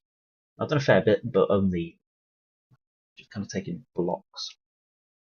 So if it's something where I kind of need to then start thinking for myself with it, I need to probably learn Lua, but it doesn't have much application for me outside of this stuff, certainly not the stuff I end up doing in my day job now.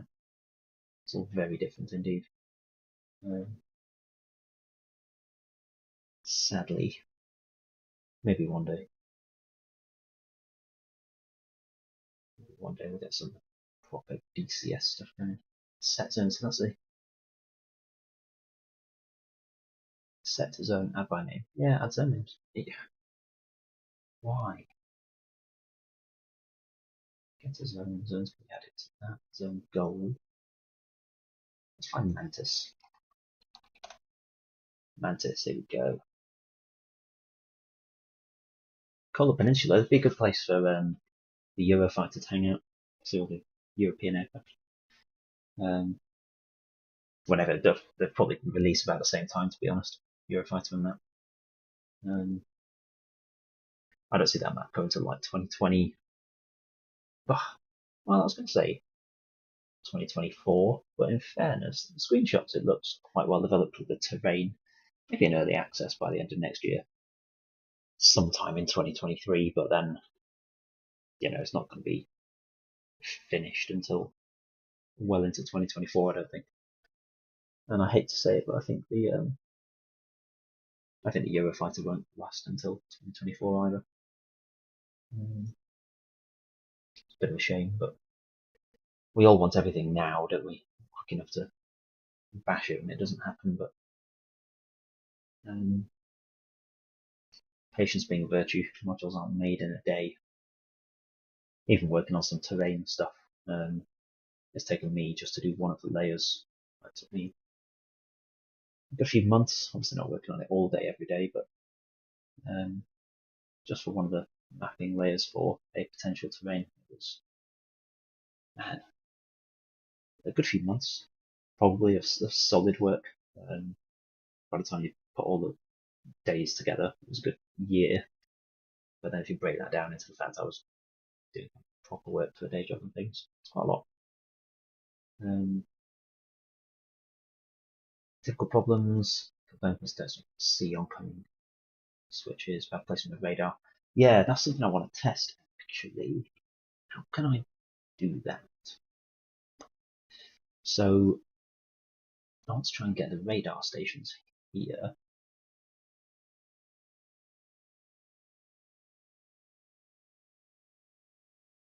Let's see what we get. Yeah, it's stuff that's in my bullseye here. Sat. Let's try and place a unit in there. Just see what's up there. Planning for the lightning. Oh, of course, the lightning. Yeah. And plus we've got stuff like the Corsair, A7 and A8. So we've got some proper like old school carrier stuff coming somewhere eventually. But they've got particularly quiet. I think the Bulker 105, obviously being slightly biased towards helicopters. Bulker 105 I was looking forward to until one of the most recent dev updates. Well, I looked at the cockpit, and what absolutely killed it for me was I thought, oh cool, they're remodeling the Gazelle cockpit. And it was only after reading a bit further on, I was like, oh god, that's the Bulker 105 cockpit. Oh man, it's like basically exactly the same. So it's not. I disappreciate it, like it all is. I do like the Bulker 105, like aerobatic, first twin engine helicopters and all that. But I'd love to fly one IRL just for a giggle. But it's just a case of it's a bit samey compared to the Gazelle. It's just toes, isn't it? Which the Gazelle's got that. And the cockpit, all the cockpit layouts are identical, so it's just, I don't know, it's not that novel in the sense of like Mil-24, Apache, Gazelle, like the remake of the Gazelle, Kiowa Warrior. Like, where's the Kiowa gone? It's gone dead again, isn't it? But we shall see. Lightning. I forgot about English Electric Lightning. I've got Phantom coming as well. It's very much one to look forward to. I'll try hiding a EWR in here for a laugh. How many EWRs was I up to? EWR. Cypress 01, yeah. What's episode 2? Yeah, EWR episode 2. I go with a. It's going to be a vehicle, isn't it? Not a static.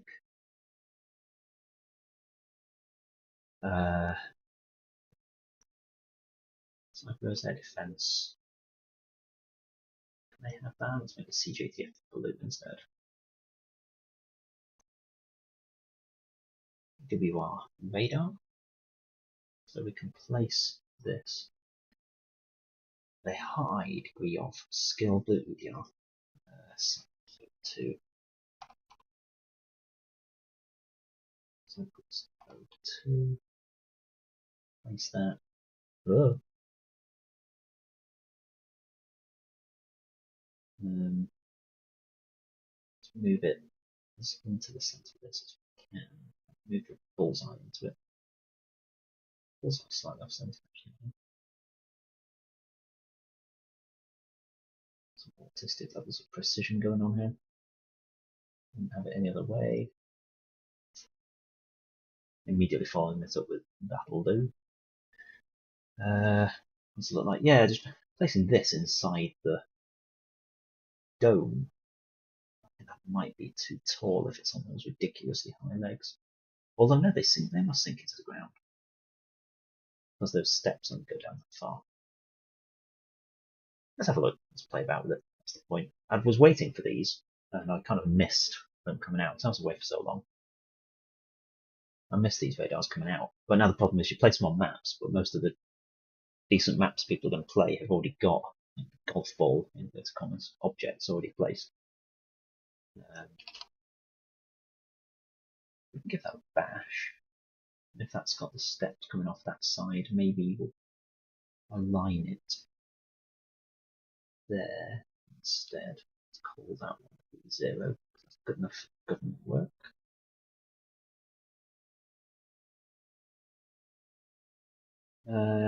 I think there's going to be loads across here, aren't there? Gizrael's got a few. Let's try just one for now. I just need to work out if the object blocks the radar or not and makes it pointless. And actually, most of these are comms related anyway. Because your SA-10 around here would most likely be doing the actual spotting of aerial targets and things.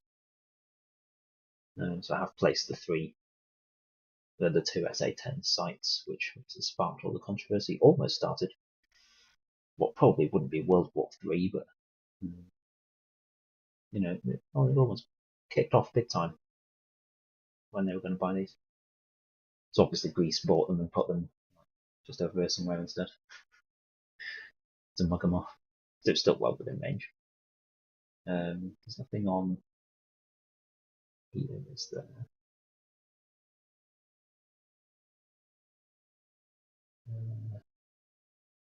I'll have to do a scouting flight. That's always the fun bit, isn't it? I'll just nip back to the code a second. Let's give this a cheeky save.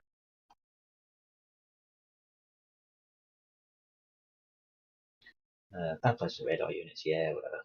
Yeah, whatever. HPR range, grouping, some radius, sporting.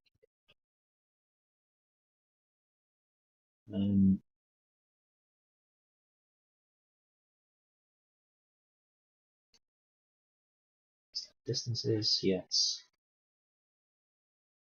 Default settings. So templates prefix. See, I want zones. I'll integrate the SHORAD stuff later. Integrated seed. Internal lift detect and evade harm attacks. Yes, that's fine. So this is me trying to use Mantis instead of the good old what's it called? Skynet. just for this mission, like most of my others, they use Skynet, but I'm going to try and use Mantis, see if they're the same thing.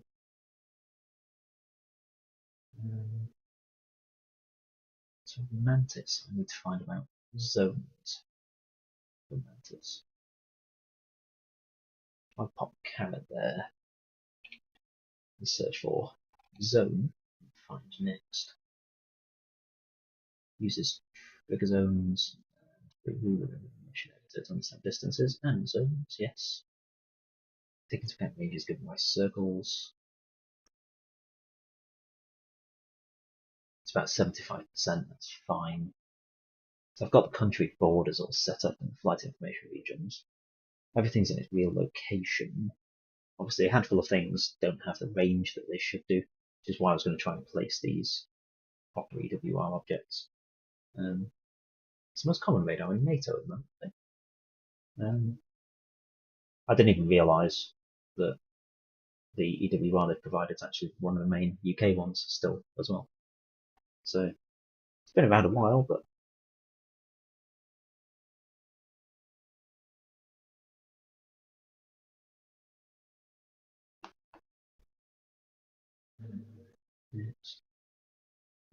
zone for the SAM in meters, SAM radius. Radius. Oops, that's previous there. Zone go. Quick, come back. Yeah, zone for the SAM meters. And then scroll down here. So this is a bit of a template for me.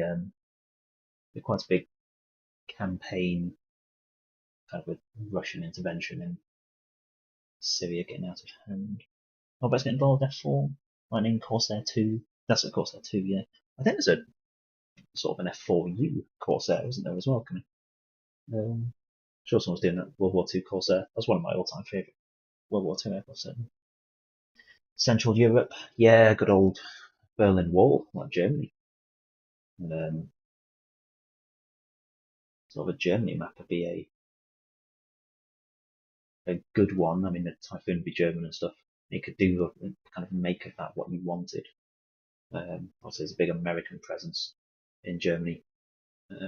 British presence is almost gone now. In fact, even the American one's drawn down. Let's see how quickly that comes back, shall we, given recent events of the past few months. So that's false. No, we don't do that.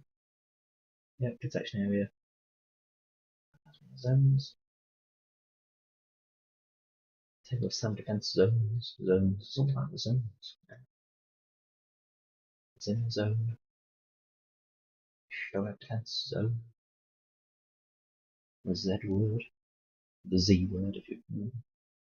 Officially, unofficially, yeah, well. Yes. Remains to be seen. Yeah, I'm not sure where Britain would certainly put. I'm not sure where we'd put things anymore. In Europe.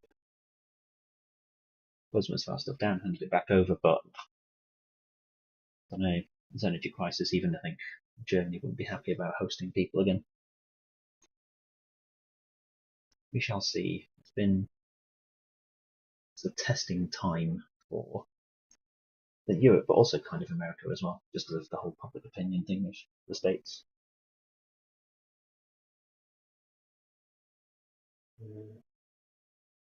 Let's find in zone.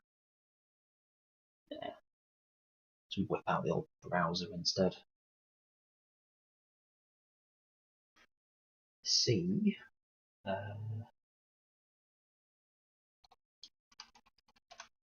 Mantis. GitHub pages. Moose Mantis. Oh, I don't regret Googling that. What? Why? Oh man.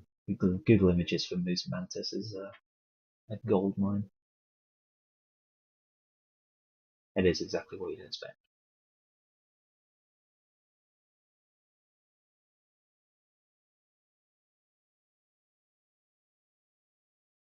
Mantis, yeah, Samsung's basic settings, default settings, advanced ones, which around.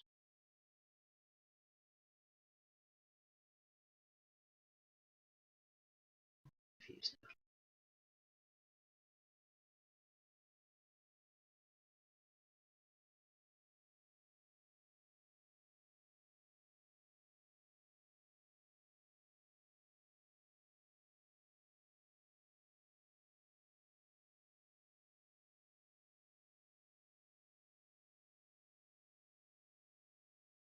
So watching someone read isn't probably as interesting as you might think. It's not bad for the minute though. One on each. Hello to those who are sticking around. Everyone. There's one person Twitch, one person on YouTube. Also sticking around. Part of me hopes you missed my definitely not running out of fuel and crashing and burning almost into the back of the deck of the Harry S. Truman. Was it 0.3? 0.3 of a mile ran out of fuel. Oh well. What we're looking for.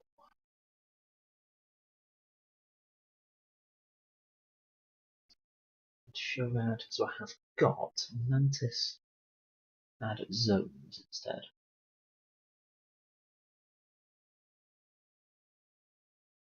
WR, HQ16. See, where's that even come from?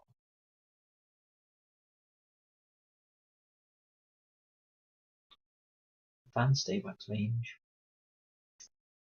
Lid. Mantis on change. Fields inherited. Is it inherited? Advanced state Mantis.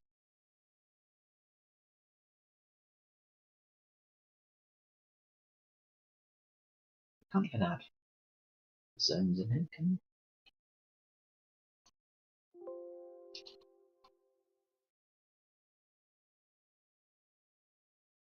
Mantis add zones isn't in the documentation. Where did I get that from? Is that the Discord?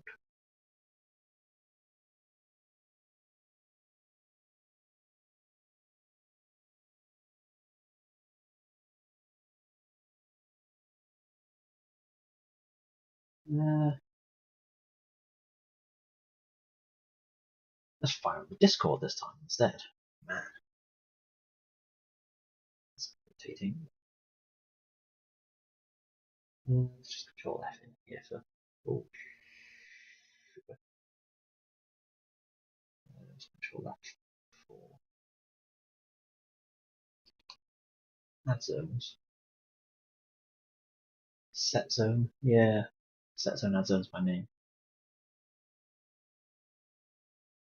Scoring you add zones. And all in code document. There's only 5 of them. It's not even mentioned.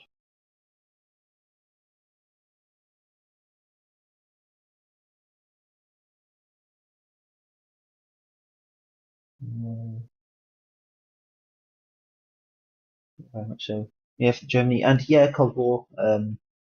Certainly, yeah, like Berlin Wall splitting stuff. Why do you get Berlin in there? Even then, like flying in and out of Tempelhof. I mean, for them, you know, you're gonna have the World War II crowd as well.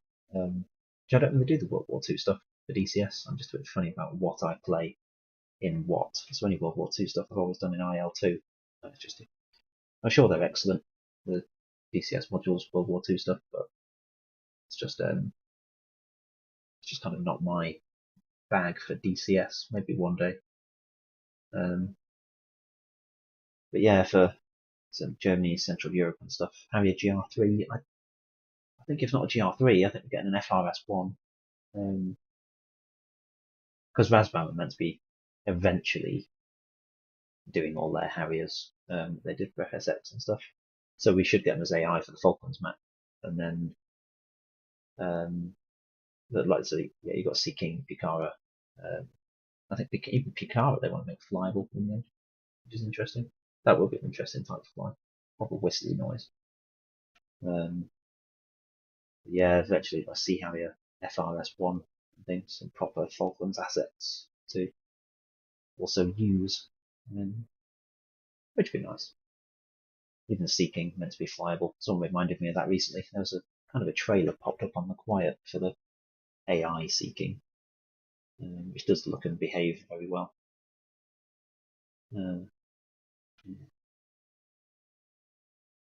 South Atlantic, ideal for Central Europe, yeah. I mean, amusingly, the South Atlantic, I thought, oh, that'd be good for like Norwegian fjords and things like that. So, could represent North Europe with what we've got for Argentina at the moment. And then, lo and behold, a week later,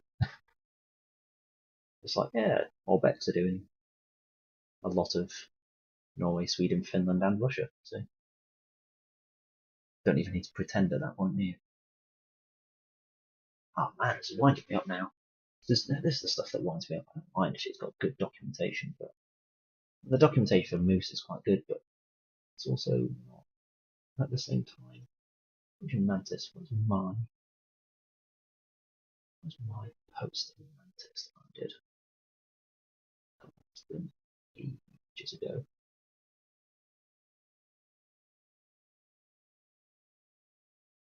Can I see my own posts in Discord from me?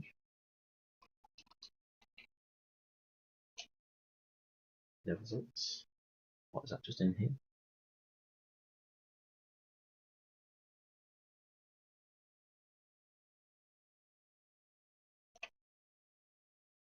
That's in 3. Up to range. Now we search. Oh, that's it. I'll find it anyway. Old relevant. Eh? Oh, my Discord search isn't working. Yeah. Oh, man. I'm not in the mood for this. I want to fly something there. I never get this something done.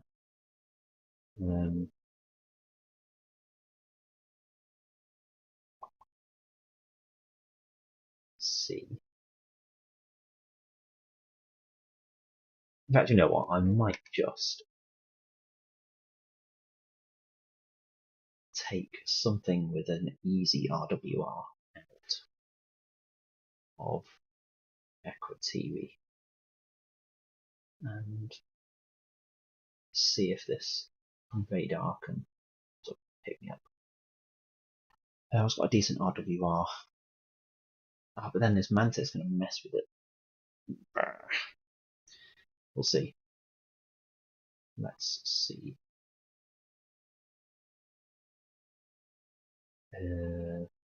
Let's shove something just on there. It's got good RWR. Area 4 doing nothing. CJTF blue.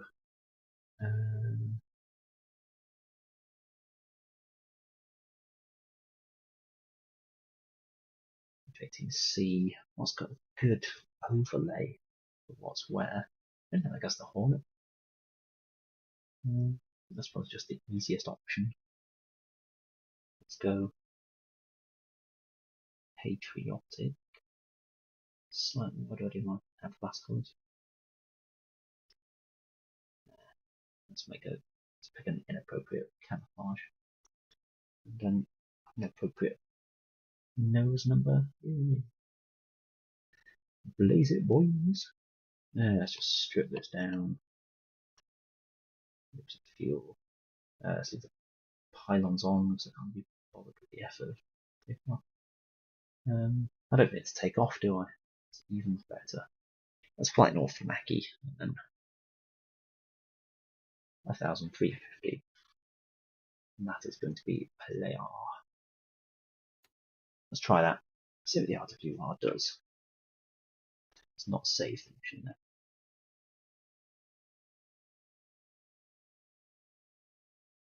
For I am intrigued.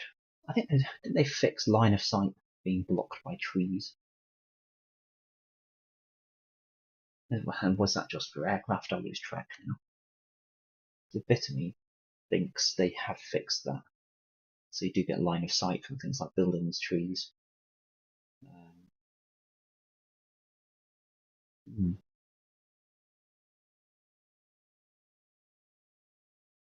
And actually now I see that you can place trigger zones that delete trees and even entire scenery. Which is quite useful because there were a few of these SEM sites which were in their real world location, but then there's a forest where they kind of shouldn't be nowadays. Thanks to deforestation, it's like in the air.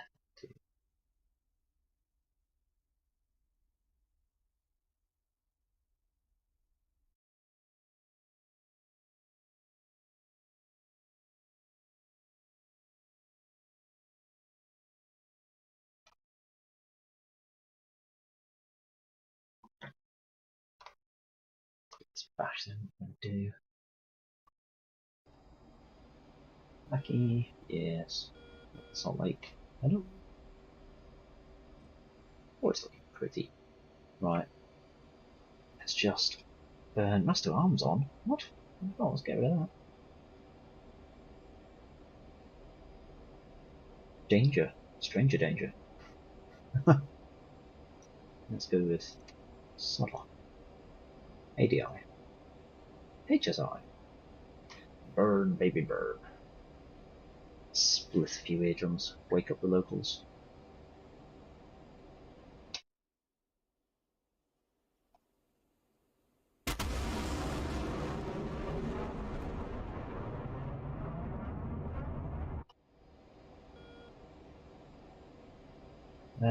Where's our EW page then?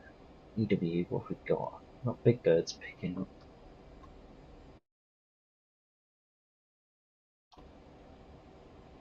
Hello, Simulator fan on YouTube.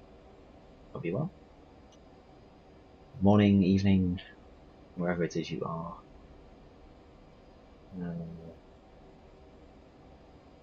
LE47 mode. Manual. Let's put a semi. Semi-automatic.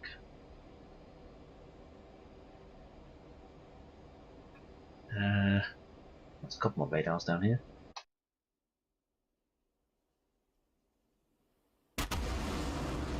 Whee! Right. Let's pick them up, see how slow we can get our Hornet now. There's a couple more down here.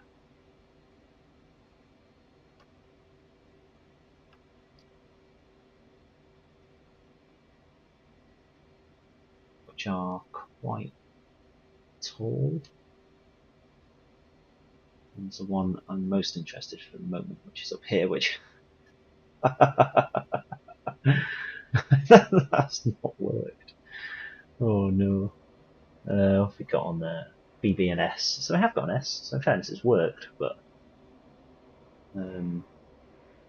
that's because this isn't on the ground, so you can see the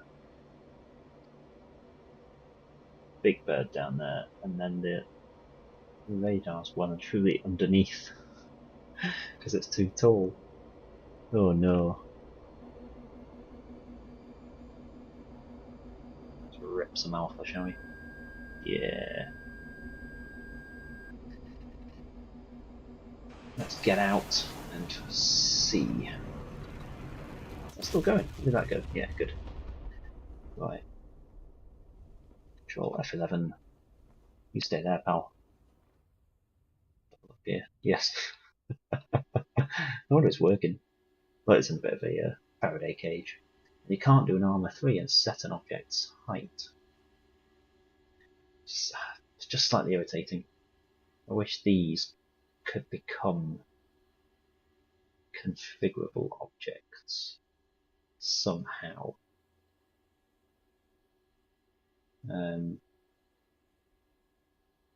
mean, most of these aren't EWRs that you would probably think of in that sense. Most of it's comms related. However, this is a good representation. You know, you want this one Golf ball, they're the same object, aren't they? Damn blast. That's a shame. Oh well, at least I know. No wonder it's working. It's because it goes inside it. So it does work. I mean, if you know you're not going to fly close enough, you know, this is a good way to give you a big range. What's the detection range on that? That's pretty beefy. That's all the way out. You know, that's coming all the way. Oops. It's coming out near a good 250 miles, so that's covering T4 and things, which is kind of what you'd expect from something that big, you know, that good. Most of the stuff that's in Turkey, so if you place them on the Caucasus or the ones along the North Turkish coast and things, it's a good 250 miles at least. Even if you nerf that down a bit, by about 20%, 200 miles, you're still looking at shy of that.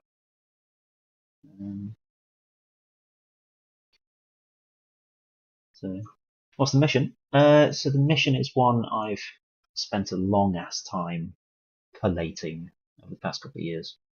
So this is essentially it's designed to be more of a template at the moment. I did a version for my squadron, so it's got all the real world oil rigs, all the fairly current real world SAM sites from geospatial intelligence, and then the squadrons I picked up from scramble.nl, kind of a military news, fleet news site. So like down here, there's a SA6 site, I believe it is. And that's got a little helipad going on and things there, which isn't in the map. So I've just added little places like that. I've made Nicosia usable to UN for helicopters.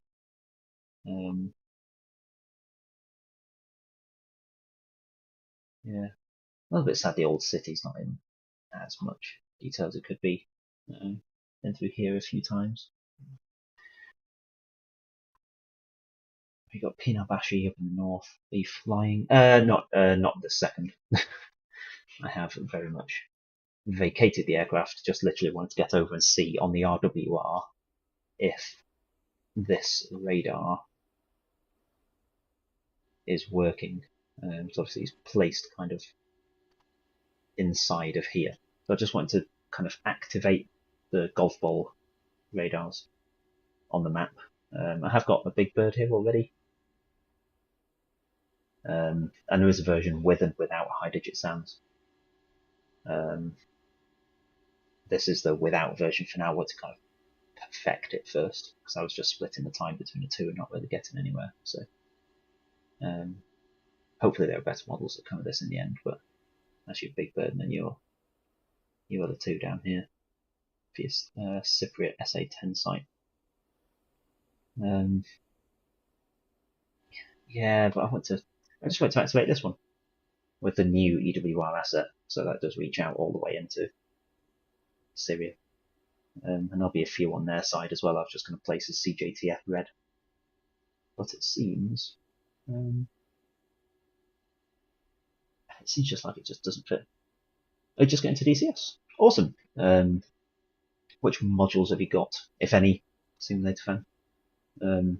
I think it's really good they let you have the SU-25 and the Mustang for free. Best aircraft for beginners.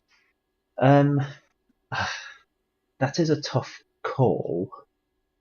It depends how committed you want to be to kind of getting good at aviation in general, fairly professionally, or if you kind of want to get in and just blow stuff up and then pick up techniques afterwards. I think the most rounded experience is probably the F-18. So the F-18 Hornet is the most complete. It's carrier capable, it's land capable, It's got a good variety of weapons. It can do air-to-air and air-to-ground. I think I'd definitely be getting the F-18. And then Su-27, yeah. I do recommend, in fairness, I recommend the Flaming Cliffs 3 package. It's a good introduction if you're not familiar with high fidelity sims in general. So it is good. It's good enough, and they're a good starting point. All those aircraft, so MiG-29, F-15, get used to those first, and it gives you like 5 or 6 aircraft to play with anyway. So you can get used to them first, and then add other modules on. At which point, I think the other modules, I reckon F-18 for a more rounded experience. If you kind of want to do a little bit of run and gun. Don't get me wrong, you do need to learn it, but it's a very fly-by-wire aircraft, etc. However, the F5, I think, is the other big shout. Something like F5, maybe even L39 or C101. I think out of all those, I think F5 is the best shout because it's that more analog. It's an analog Western aircraft for which you need to properly learn to fly. So it's relatively unforgiving because it's got short wings. Also, there's no electronics, so it's all manual bombing. So that's if you want to properly learn kind of the art of your aerial warfare stuff, do it in the F5 because you learn all about bomb depression, proper BFM stuff. And if you are new to kind of the military stuff in general, check out Fast Jet Performance here on YouTube. So that's the group I fly with. So Fast Jet Performance, he's got a area called Shadowlands, which is a Discord, and it's our DCS servers, which you get essentially professional training on how to employ the various types. That's done on F5 and F18 for the same reasons I've mentioned there. My favourite in DCS, I think all round, it's the F18. I'm kind of used to it. I like flying it. I've neglected the Harrier for the thing that's closest to a British asset that we've got. I think the Harrier I have definitely not done as much with as I probably should do. And that's a very complete module now. It's very good indeed. So I'm trying to do a bit more than that. I subscribe, thank you for that. Much appreciated. By all means, do keep an eye out. I'll probably be just doing some rambling streams, but there's a handful of videos as well. I might well do at some point, especially as new maps come out. I was going to do a tour of the Falklands tonight, having spent not enough time in the Falklands. I was going to say far too much, but there's no such thing. But you know how the old saying goes, spend far too much time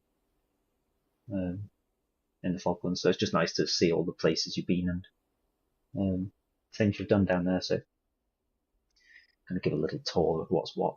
But instead, if you remember, I do need to do this mission kind of updated with these. It just annoys me that that's not where I hoped it would be. I was hoping I could then raise that up into this dome.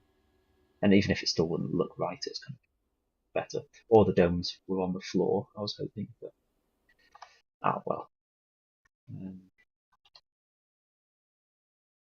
It's a shame. But yeah, Simulator fan, excuse me. Yeah, thank you for subbing. Keep an eye out. There was some F5 in my last stream, a bit of F18, but for sure, check out Fast Jet Performance, which I will just type in there now. Fast Jet Performance. Check out his stuff in general. I was a big fan of the channel before we got into the DCS stuff. Got him to do a talk in my workplace and things like that.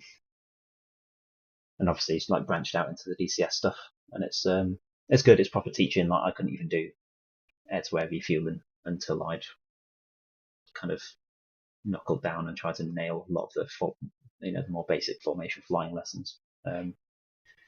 It's really good. So it's worth a look. I think you can get into the Discord and not see very much. He does a couple of tiers. So one's kind of without the training, but we all bounce training off each other. So you can just kind of get in the Discord and have a look around. If not later on, he recommends that you, and I personally recommend you get used to the program first. So if you're new to DCS, I'd watch the videos on FJP, but I wouldn't necessarily like go to the time and expense of going through the lessons yet. Just kind of throw a jet around, even an FC3 one, MiG-29, Su-27, A-10A, F-15. I think FC3 is really good value, in fairness, unless they've upped the price recently. Obviously, I got it when it was cheap. I've had DCS since it was, lock-on modern air combat back in early 2000s. I'm going to have a look now in Steam and see how much is FC3. You guys can't see that, can you? That's fair enough. That's what I wanted. Not that I don't trust people. But it's a dark old world out there. Where are we? DCS store page. And find FC3. How much is it nowadays?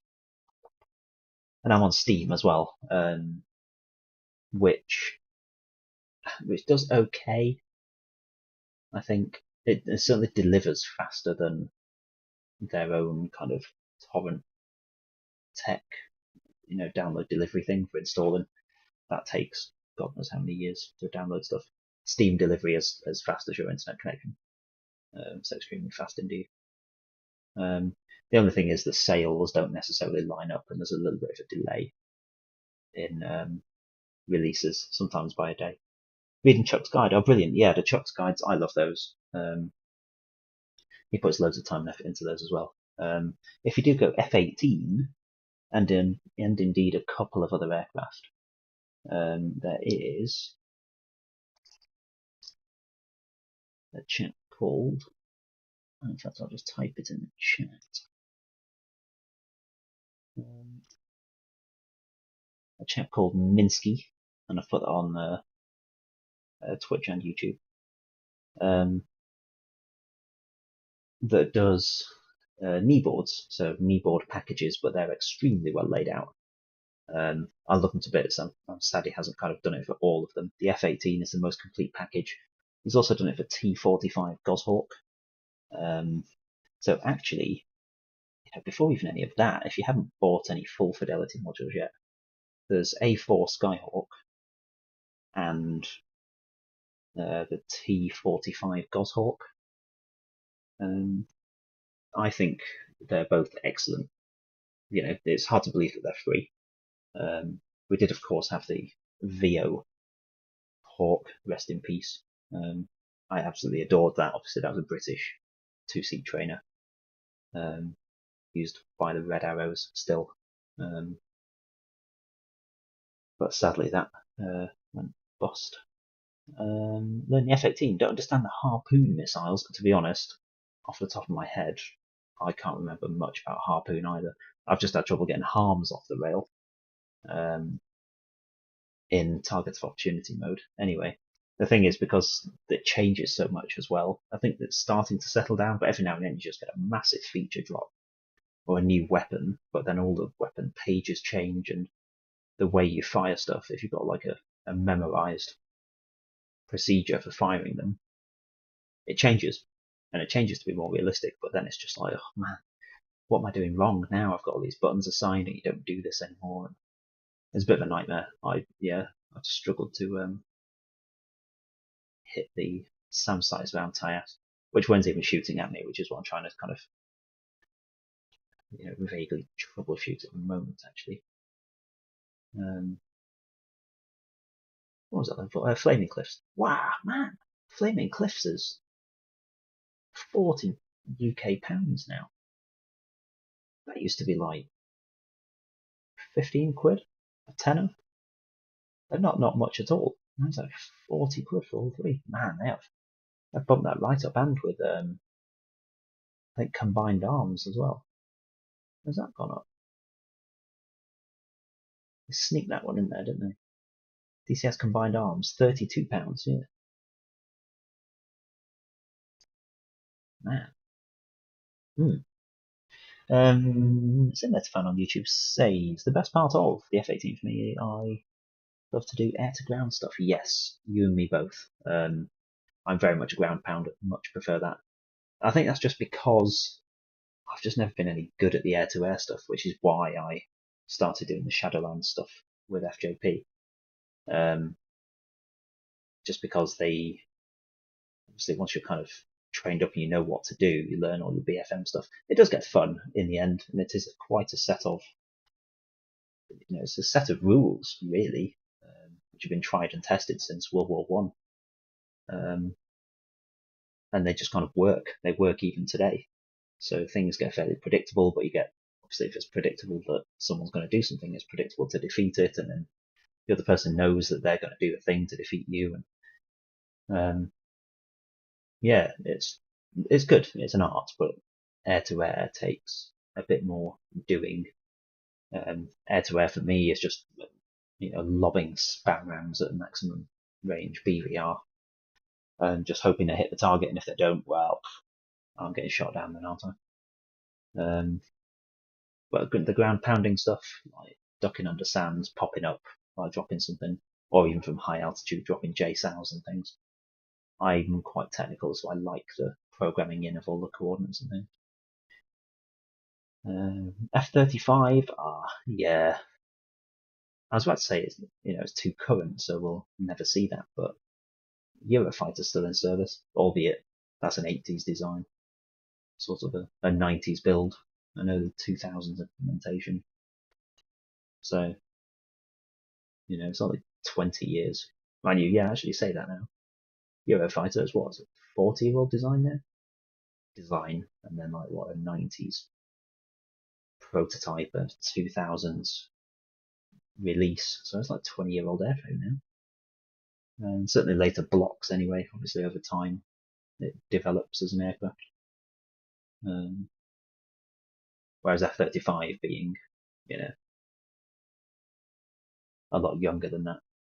I doubt we'll get an F-35 in DCS for sure. And the only way we'd get an F-35, I think, is if an Air Force, the USAF or the UK, Norway, someone commissions DCS to make it for their professional simulators. At which point they'll say, well, can we do a nerfed down version for public consumption, unclassified? But then they'll struggle to declassify stuff because almost everything will be. Even things like the performance. So it'll be a struggle. I would too. I think I'd like a Gripen, to be honest. If we've got a Eurofighter come in, I think a Gripen, especially with the North Europe map coming, the Kola peninsula. Eurofighter cool, F-16's better. Yeah, I think even if the Eurofighter is technically better in most aspects, the F-16, the F-16's ancient now, and it's still such a pilot's aircraft. It's such a weapon. Yes, dogfighting, air to air is absolutely unstoppable. The F-16 is fantastic. I love it to bits. There's a reason why America's sold so many of them. Favorite aircraft in real life overall, I think C-130. C-130 was always my favorite. It was always my go-to favorite aircraft. That's what I wanted to start flying in the Air Force. I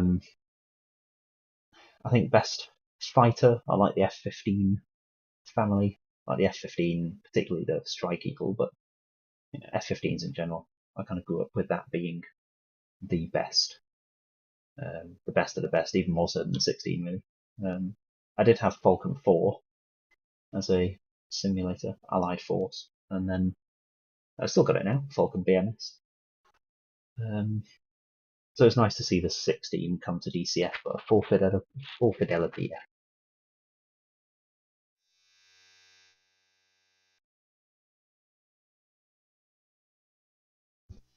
yeah, definitely looking forward to the Strike Eagle coming from Razban eventually. That will be, I think, my new favourite aircraft in DCS, maybe until the Eurofighter, but that's only UK ballast, UK bias coming through. Sadly, only at the start.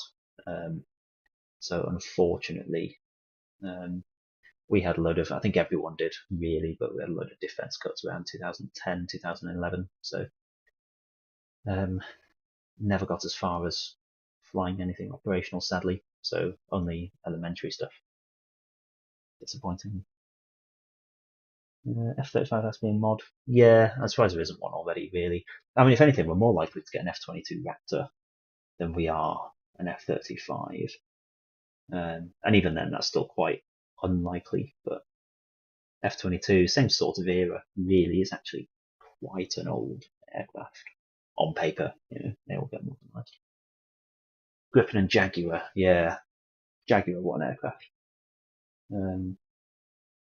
Obviously, the old missiles over the tops of the wings. That'd be cool to add. There's all that stuff that's in War Thunder. You look at it, and it's in War Thunder. It's all 3D laser scanned and everything.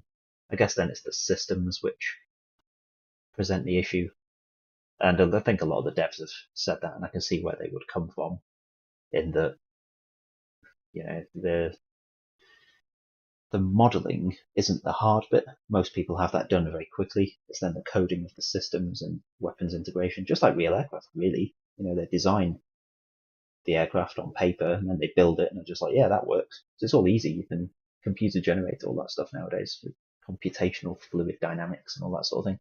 An aircraft is going to work before it flies. But what you don't get is then all the systems coding and integration, which is why stuff like Eurofighter comes out. You're like, yeah, Eurofighter is the best thing ever. After 20 years, it's all of a sudden, oh yeah, okay, we've got it flying now, but it's not got any weapons yet, apart from a gun and Iris T, whatever it was. And after 7 to 10 years of testing in inverted commas, it's like, yeah, it's got Paveway 4 on it now. It can do laser guided bombs. You're like, man. So it wasn't finished when you did it then, is it? But it's just to get things out the door. That's why the UK is looking at Tempest. Obviously our next gen fighter after the F-35. We've just got F-35 delivered, and now we're looking at Tempest because it's going to take. That's going to be 20, 30 years away. Tempest. Certainly by the time it's got an array of weapons that makes it what it was designed to be, maybe in 10 to 15 years you might get something flying with basic weaponry, but it works the same way in the code at the moment. That's what we've had with even the F-18. Now we've just got the TALD added to the F-18, Tactical Air Launch Decoy. And when was F-18 actually released? When was that? That was a while back now. When was that? 2016? Something like that? 17, 18, 19, 20, 21, 22. Is it 6 years old? I don't remember now. Either way, we've had the F-18 a while, and yet they're still dropping weapons for it. And adding them because it works kind of the same as, aircraft in real life. You get so far, you've got an aircraft, you can pop an aircraft out, and then you start doing the weapons integrations, and that all means pages. And obviously DCS, there's that quality element. You could just turf one out with what a lot of mods have to do, and just pull the F-15's avionics.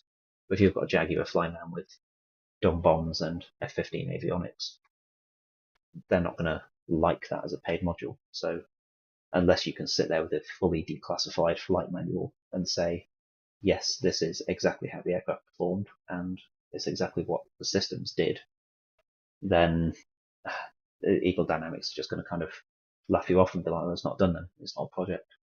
But which I get, but it does make it difficult to integrate things.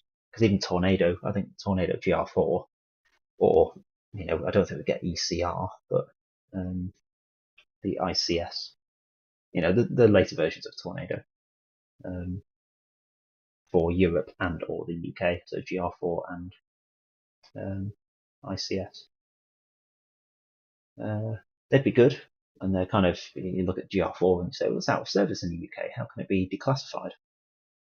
How can't it be declassified? You're like, well, yeah, but the complications around the fact Panavia broke up, so you've got the issue of copywriting and who owns that copyright nowadays. And if one person in the consortium says no, then that's it. Everyone has to agree to it.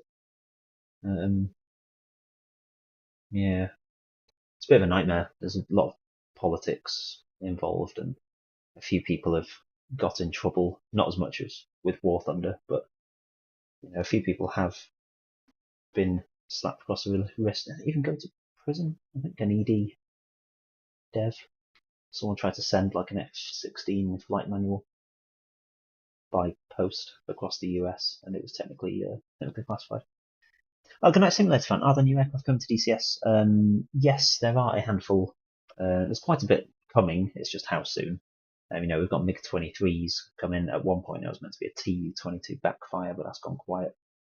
But yeah, there's a lot coming to DCS. There's a lot in the pipeline, but as most seasoned DCS people would say, it's too much. So everyone's saying, yeah, we're going to do 5 or 6 aircraft, but they're all 5 or 6 years away because we're doing too much and spreading ourselves too thin. So we'll see how it goes. But there's a lot to look forward to for sure. But thanks for stopping by, Simulator fan. I hope to see you around soon.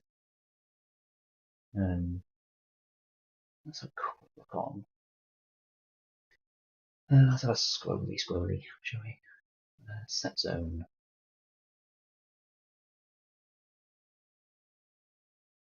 Add zones by name.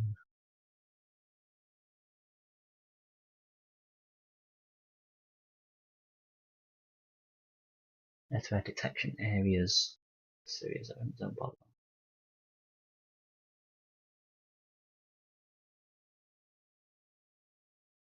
So that's just Syria's zone here. So this is only going to call Syrian squadrons, and then eventually it'll have Iraqi F1s and things as well. In fact, I need to get the Iraqi F1s up there. Let's go. Let's take nope, plus off. And let's go down here.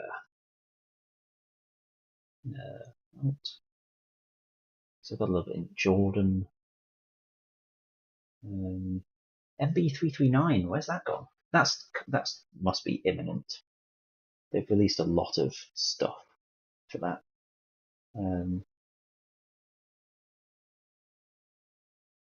Yeah, they must have done. There's been a lot of kind of sort of hype content and things.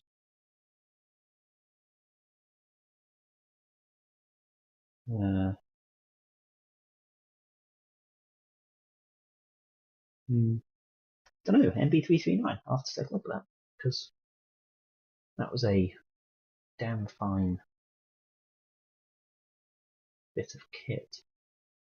Like the free module, the free version of that was fantastic. Obviously, they've been sort of scouted and chatted to IFE, India Foxtrot Echo, who both do. So like they did their own MB339 for the Civi simulators. So I think they're kind of collaborating on it now. But I don't know, that's gone kind of quiet. There were lots of videos, tutorial videos on YouTube and things, and lots of kind of showcases. That's all gone dead again. So hopefully it's all right. We shall see it sometime soon. MB339, that will be very good. It's another Argentinian asset as well, I think. Thinking about the Falcons. F-22 manual, crikey. Yeah, that would be not the sort of thing you'd want to be kind of, no matter what your intentions, taking it away. Yeah. I mean, it happened even the photos with the Armour 3 devs. Obviously, Greek and Turkish relations are historically not fantastic. Obviously, going to the real islands of Lemnos and things, and taking pictures of the island, but also including military installations. So they've been in prison for and things. It's It's not good. It's tough work being a game dev. They don't tell you that when you're in high school. You think just sit there coding and playing games all day. It's like, nope. Go out on a site visit, get arrested for the privilege. Let's look at scramble.nl, shall we? Oh, first thing that pops up on Scramble, Georgian Border Police Malay has crashed. Oh dear, that's one of the nice liveries I've got for the Malay and DCS. No way.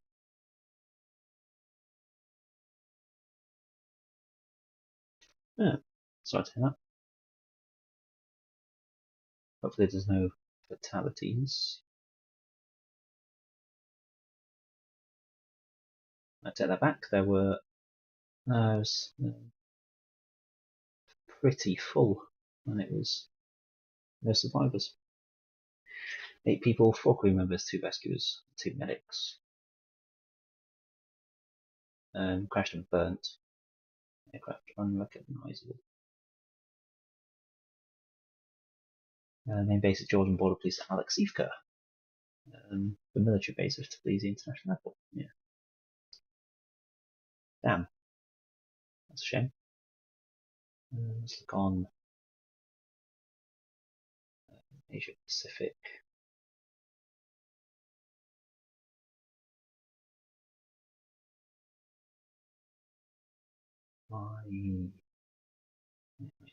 Released by Iraq. Yeah, different airports. I think Boeing had a bone of contention with the Corsair in IL-2 1946. IL-246. I've got IL-246 done. Yeah, I like IL-246. That Corsair is one of my favourite World War II aircraft. Mostly for Microsoft Combat Flight Simulator 2. Battle in the Pacific. It was a damn fine game. I used to go to my granddad's house and play it because I didn't have it on my own computer.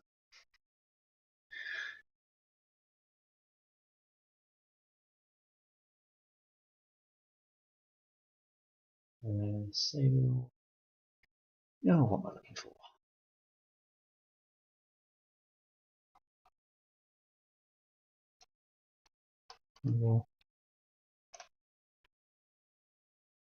Scramble all bats, yeah. And then Airfield Guides. Middle East, Syria. Oh, interesting. That's not what I'm after. Planning all bats. Middle East, Iraq. Is the Mirage F1 even going to be on here? Yeah, there you go. F-16s. Iraqi F-16s, no way. Can often be seen in Tucson, Arizona.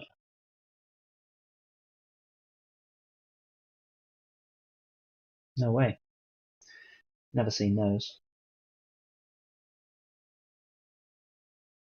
We've got Su-25s, T-50s, C-30s, L-159s. That'd be a nice upgrade to the L-39s. L-159s. And F-16s,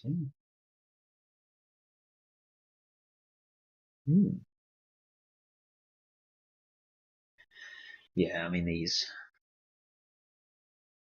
bases, H3 base. Let's see what was based at H3. Probably not that much base there.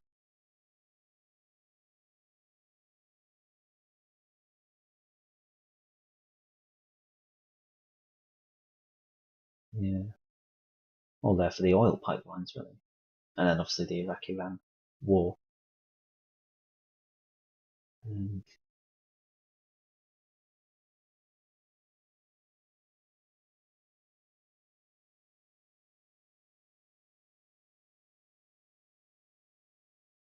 then they were totally destroyed in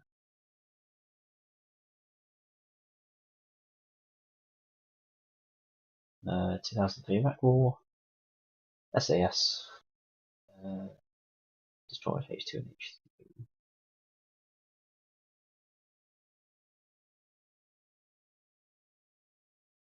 Not bad. F-15 Strike Eagles and Tornadoes from Q8. Dealt with those until 2003. But what was based there?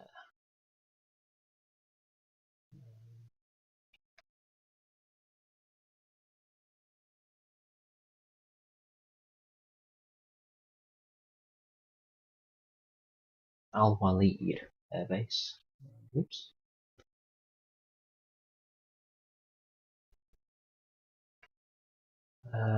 They destroyed Antonov 12s, Tu-16s, MiG-21s, Tu-22s, MiG-23s, and Mirage F1s.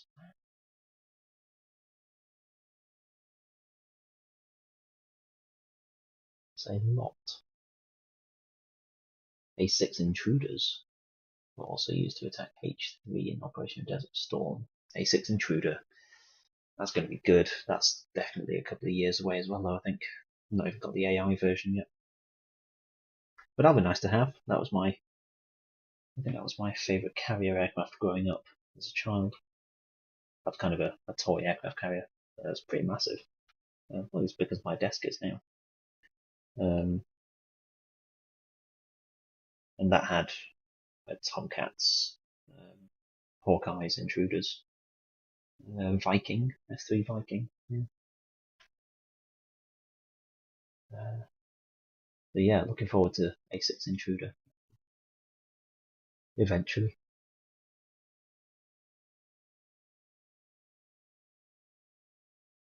I just want to see what was based there. What squadrons were based at.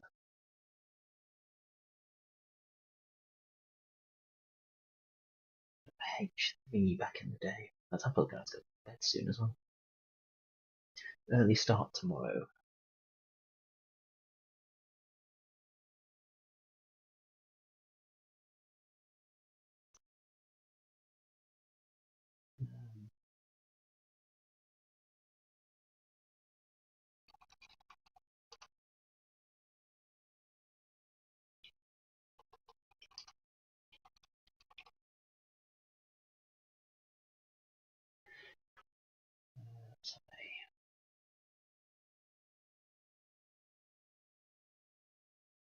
Let's have a look, see if I can find out what was at H3 first. Let's place a couple of large F1s first of all. Let's get those in. H3 itself. Rashid. Yeah. So now I can make these blue. Because Iraq is going to be friendly in this particular mission. I might even keep it neutral. Should I? No, I'll just do blue for now. I can change it afterwards. Blue. Blue for Rashid as well. The thing is finding a lot of these places, they have different names. Like between the many translations from like Arabic to English and things. Like go Googling for something, you find an airfield under a different name, can't find it, you realise, oh, that was where I was looking for. Wrong.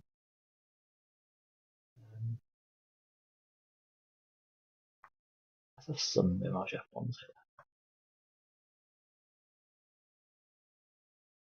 Let's go with Iraq.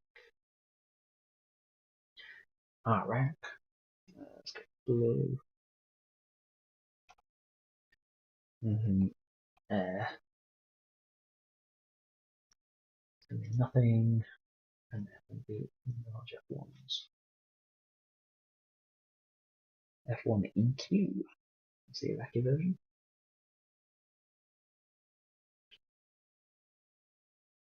That's going to take off from.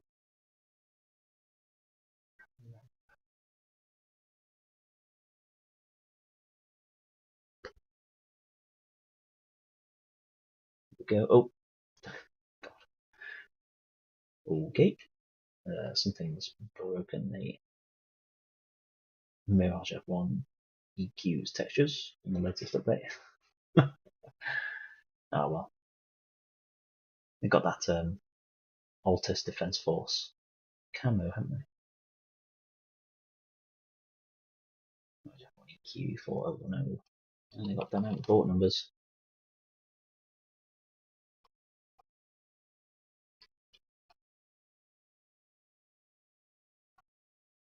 Oh, not enough for 42069. Oh well. Let's have that. And what weapons can it have? Magic. Wow, that's a field tank and a half, isn't it? I think it's compensating for something with that fuel tank. Let's maybe remove that, because that's going to be a fairly short range interceptor. Super 530Ds. Any bombs? No. Literally just magic 2s. Oh, there's a difference in those, isn't there?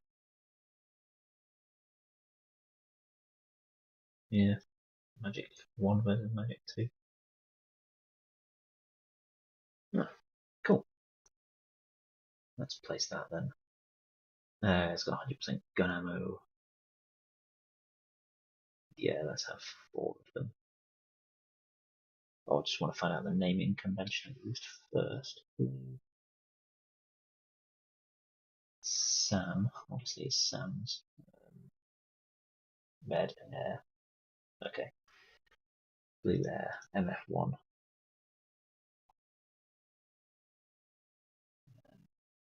Red Air.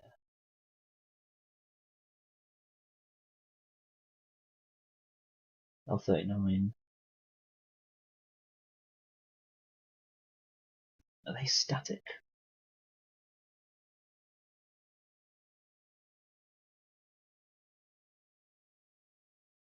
With 21s. No, I don't think they're static. No, there's a ship statics. Red Air. No, they are that. What's the unit name? Same as the group name. They placed independent. Oh, it's because I placed 1 for each squadron, of course. And you then tell it how many aircraft are in that squadron and stuff. So it's literally just a template. Okay, that's fine. Do it NF1. So 1, leave it there. NF1 -01. Yeah, it's got radio, I don't really care what its call sign's going to be. F1EQ. Okay, that's a template unit for that. Let's just pop a few down for now, just to test the concept. MiG-21s, 1 aircraft. MiG-23s. Copy that.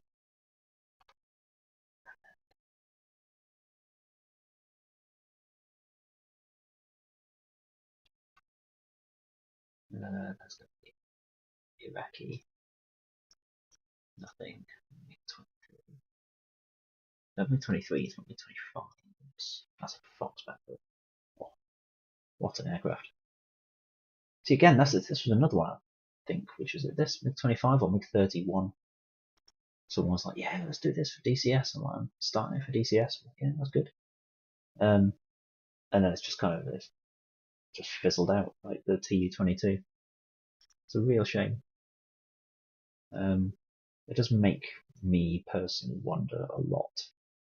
Why do so many of the DCS projects fail? Could just be as simple as people don't realise till it's too late how difficult it actually is, and then just abandon it. I think someone has said somewhere, it's bad news for me, that it's something like 1 to 1.5 million per year to make a DCS module. And that's everything from like all the laser scan equipment, all the time and sort of resource to do the coding and licensing for the models, licensing for the to be able to use the aircraft in the first place and the manufacturer if they're still around and things.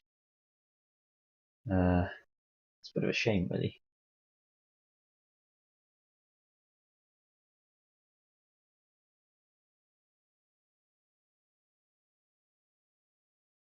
It does seem that a lot of projects fail. Even the Cortex, they're supposed to have Super Hornet. Conveniently around the same time as Eagle Dynamics' own Hornet came out, so it's obviously the conspiracy there that they were working on it, and they said, yeah, we've got a Super Hornet, and they told them they had to get rid of it and they wouldn't support it because well, we're doing a normal Hornet we've already spent this amount of time and money on. And if you release a Super Hornet, why would anyone buy the old school Hornet? So they made them kind of get rid of it. It was a bit of a conspiracy. Could also be the fact that, even at the time it was fairly new. Even today, Super Hornet's going to be pretty well classified. Certainly at the levels they want to go. But you can kind of cross that bridge when you come to it. Even the version of Eurofighter we're going to get isn't going to be perfect. It's going to be a bit of a mishmash of different countries and different blocks of Eurofighter, just based on what's still classified and what isn't. Which I don't mind as much. It's not a total fabrication. It's kind of a new variant. So obviously you've got UK FGR4, and you've got the German versions and things. It's just like, here you go. This is another slightly fictional block, but it's still a feasible aircraft. So we'll have to see. Where could it go? There's been some bold camouflage back in the day, wasn't there? For that. Look at those Afghan ones. Algerian Angolan. That'd be a map and a half, wouldn't it? Angola, like South Africa. There's a map, like Central and Southern Africa. There's been some fighting down there, that's for sure. Bulgaria, Croatia, but hey, Draken, my favourite one. Let's look for Iraq. 9 Squadron and 2 70s variants. Nice.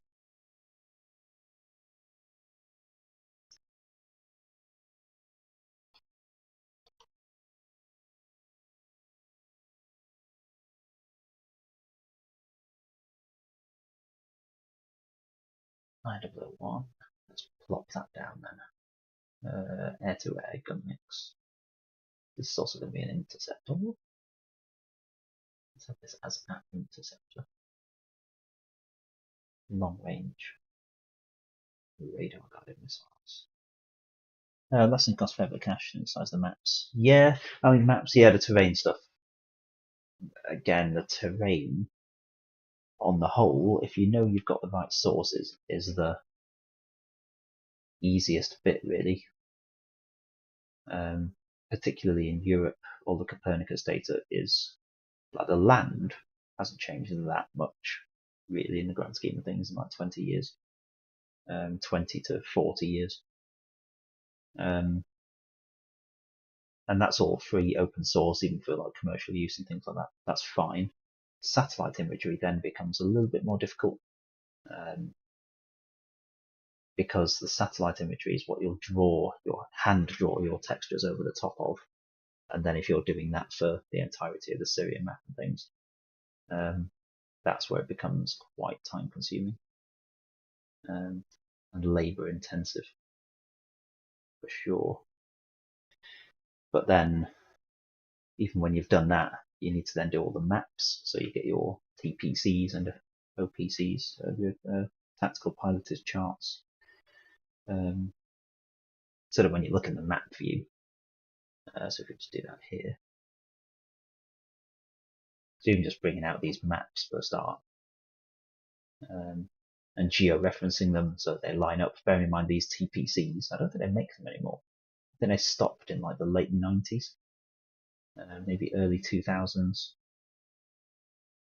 I'm fairly sure they've done away with the TPC and they use like some sort of different mapping service now. So getting these, they're normally paper and they're quite They're relatively rare. There's a couple of online sources I use to get some of mine, but then they're all different because they are updated at different times with whenever the significant changes are. So then trying to stitch them together so that they look fairly contiguous. Like here, you can see that's a gap of 4 right there. Around, where is that? Raqqa. There you go. Raqqa's a bit of a focal point for those 4 areas. So you've got top left, the kind of 4 quarters around it. So they're stitched in, but then each one, because it's a different map, has or chart, rather, chart, not a map. I've got something on it telling you going somewhere. There you go. The difference between a map and a chart. We've all learned something tonight, haven't we? Or hopefully you guys have. So these charts, they have different height ranges from each other. Therefore, they're presented differently. So that's why this one's so much lighter up here. So they'll have a different terrain range. For this high terrain up here, 10,500 feet. Whereas down here, you've got mixes of colours. So to then try and standardise 4 charts, you can't really, I was about to say you can't really do that. You can. So you can either leave it looking like this, which isn't too bad, but it looks different. Or you can try and make them fairly contiguous and look similar, look like one chart. But then you've got to do the overlaps, you've got to georeference all of these coordinates. I mean, the more you do it, the more accurate it'll be. So you could just do the big crosses here. So 1, 2, 3, 4. But then you could also do it with the UTM, and you can do it with north-south, and then you can do it down to just these individuals here,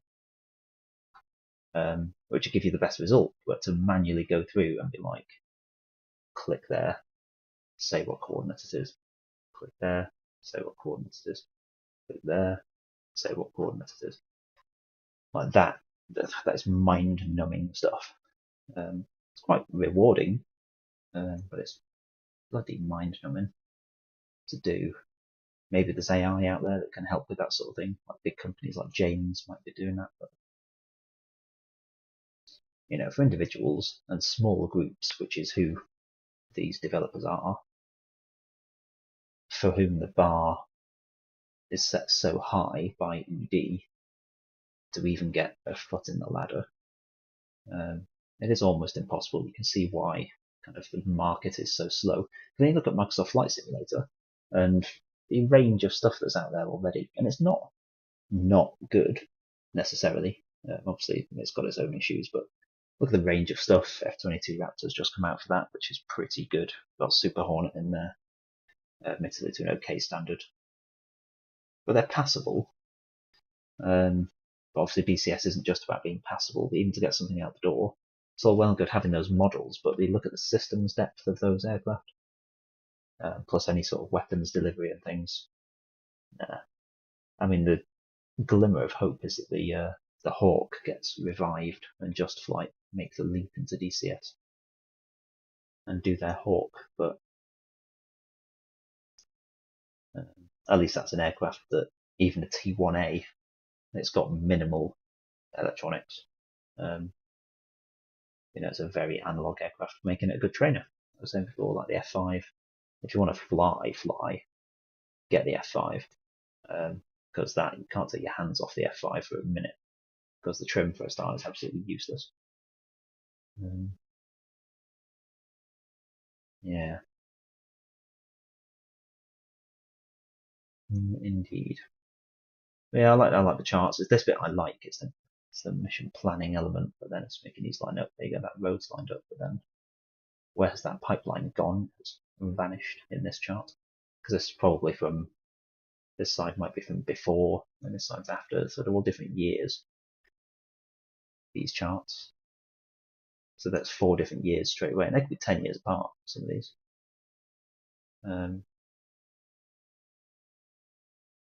So trying to build a map based off of them, but they're good for mission planning. So you do a version for combat flight, etc. Combat flight's fantastic. I do like that. I helped them out by the last update to combat flight, which had all the Syria stuff in. When the Syria map expanded, I did all that for him and sent it over. So essentially, a lot of the adding all the bases like Derazor and all that sort of thing, and up top, Sanilurfa again. Yeah, I like geospatial stuff. So it's good fun. The shame it pays, but not that good. That's me rambling on again. There you go. That's down the geospatial rabbit hole for you. But hopefully we've all learnt the difference, at least between a map and a chart. There we go. Zoom back out. I'll just leave that kind of saved. Done a bit more. FJP, Syria deployment, Syria folder. Yeah, that's where I'll leave that. Yes. Awesome. And with that, I do think I'm going to call it a night, because it has been a long ass time. It's been good fun, but yeah, I need to go to bedtime now. Thank you to everyone who watched. Thank you for those who stuck around. Hope you're all well. Look after yourselves. Stay excellent to each other. All that sort of thing.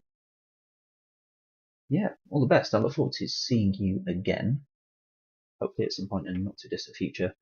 I will probably do that Falklands tour at some point. I'll need a change of scenery down to the Falklands map. My problem with the Falklands is the FPS on it. It is absolutely through the floor. It's basically unflyable. So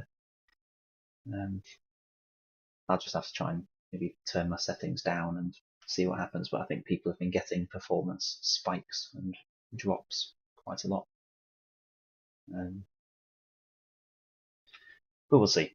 We'll see how it goes. I'll give it a bash. It's the worst that can happen. In the meantime, like I say, thank you, look after yourselves, and good night.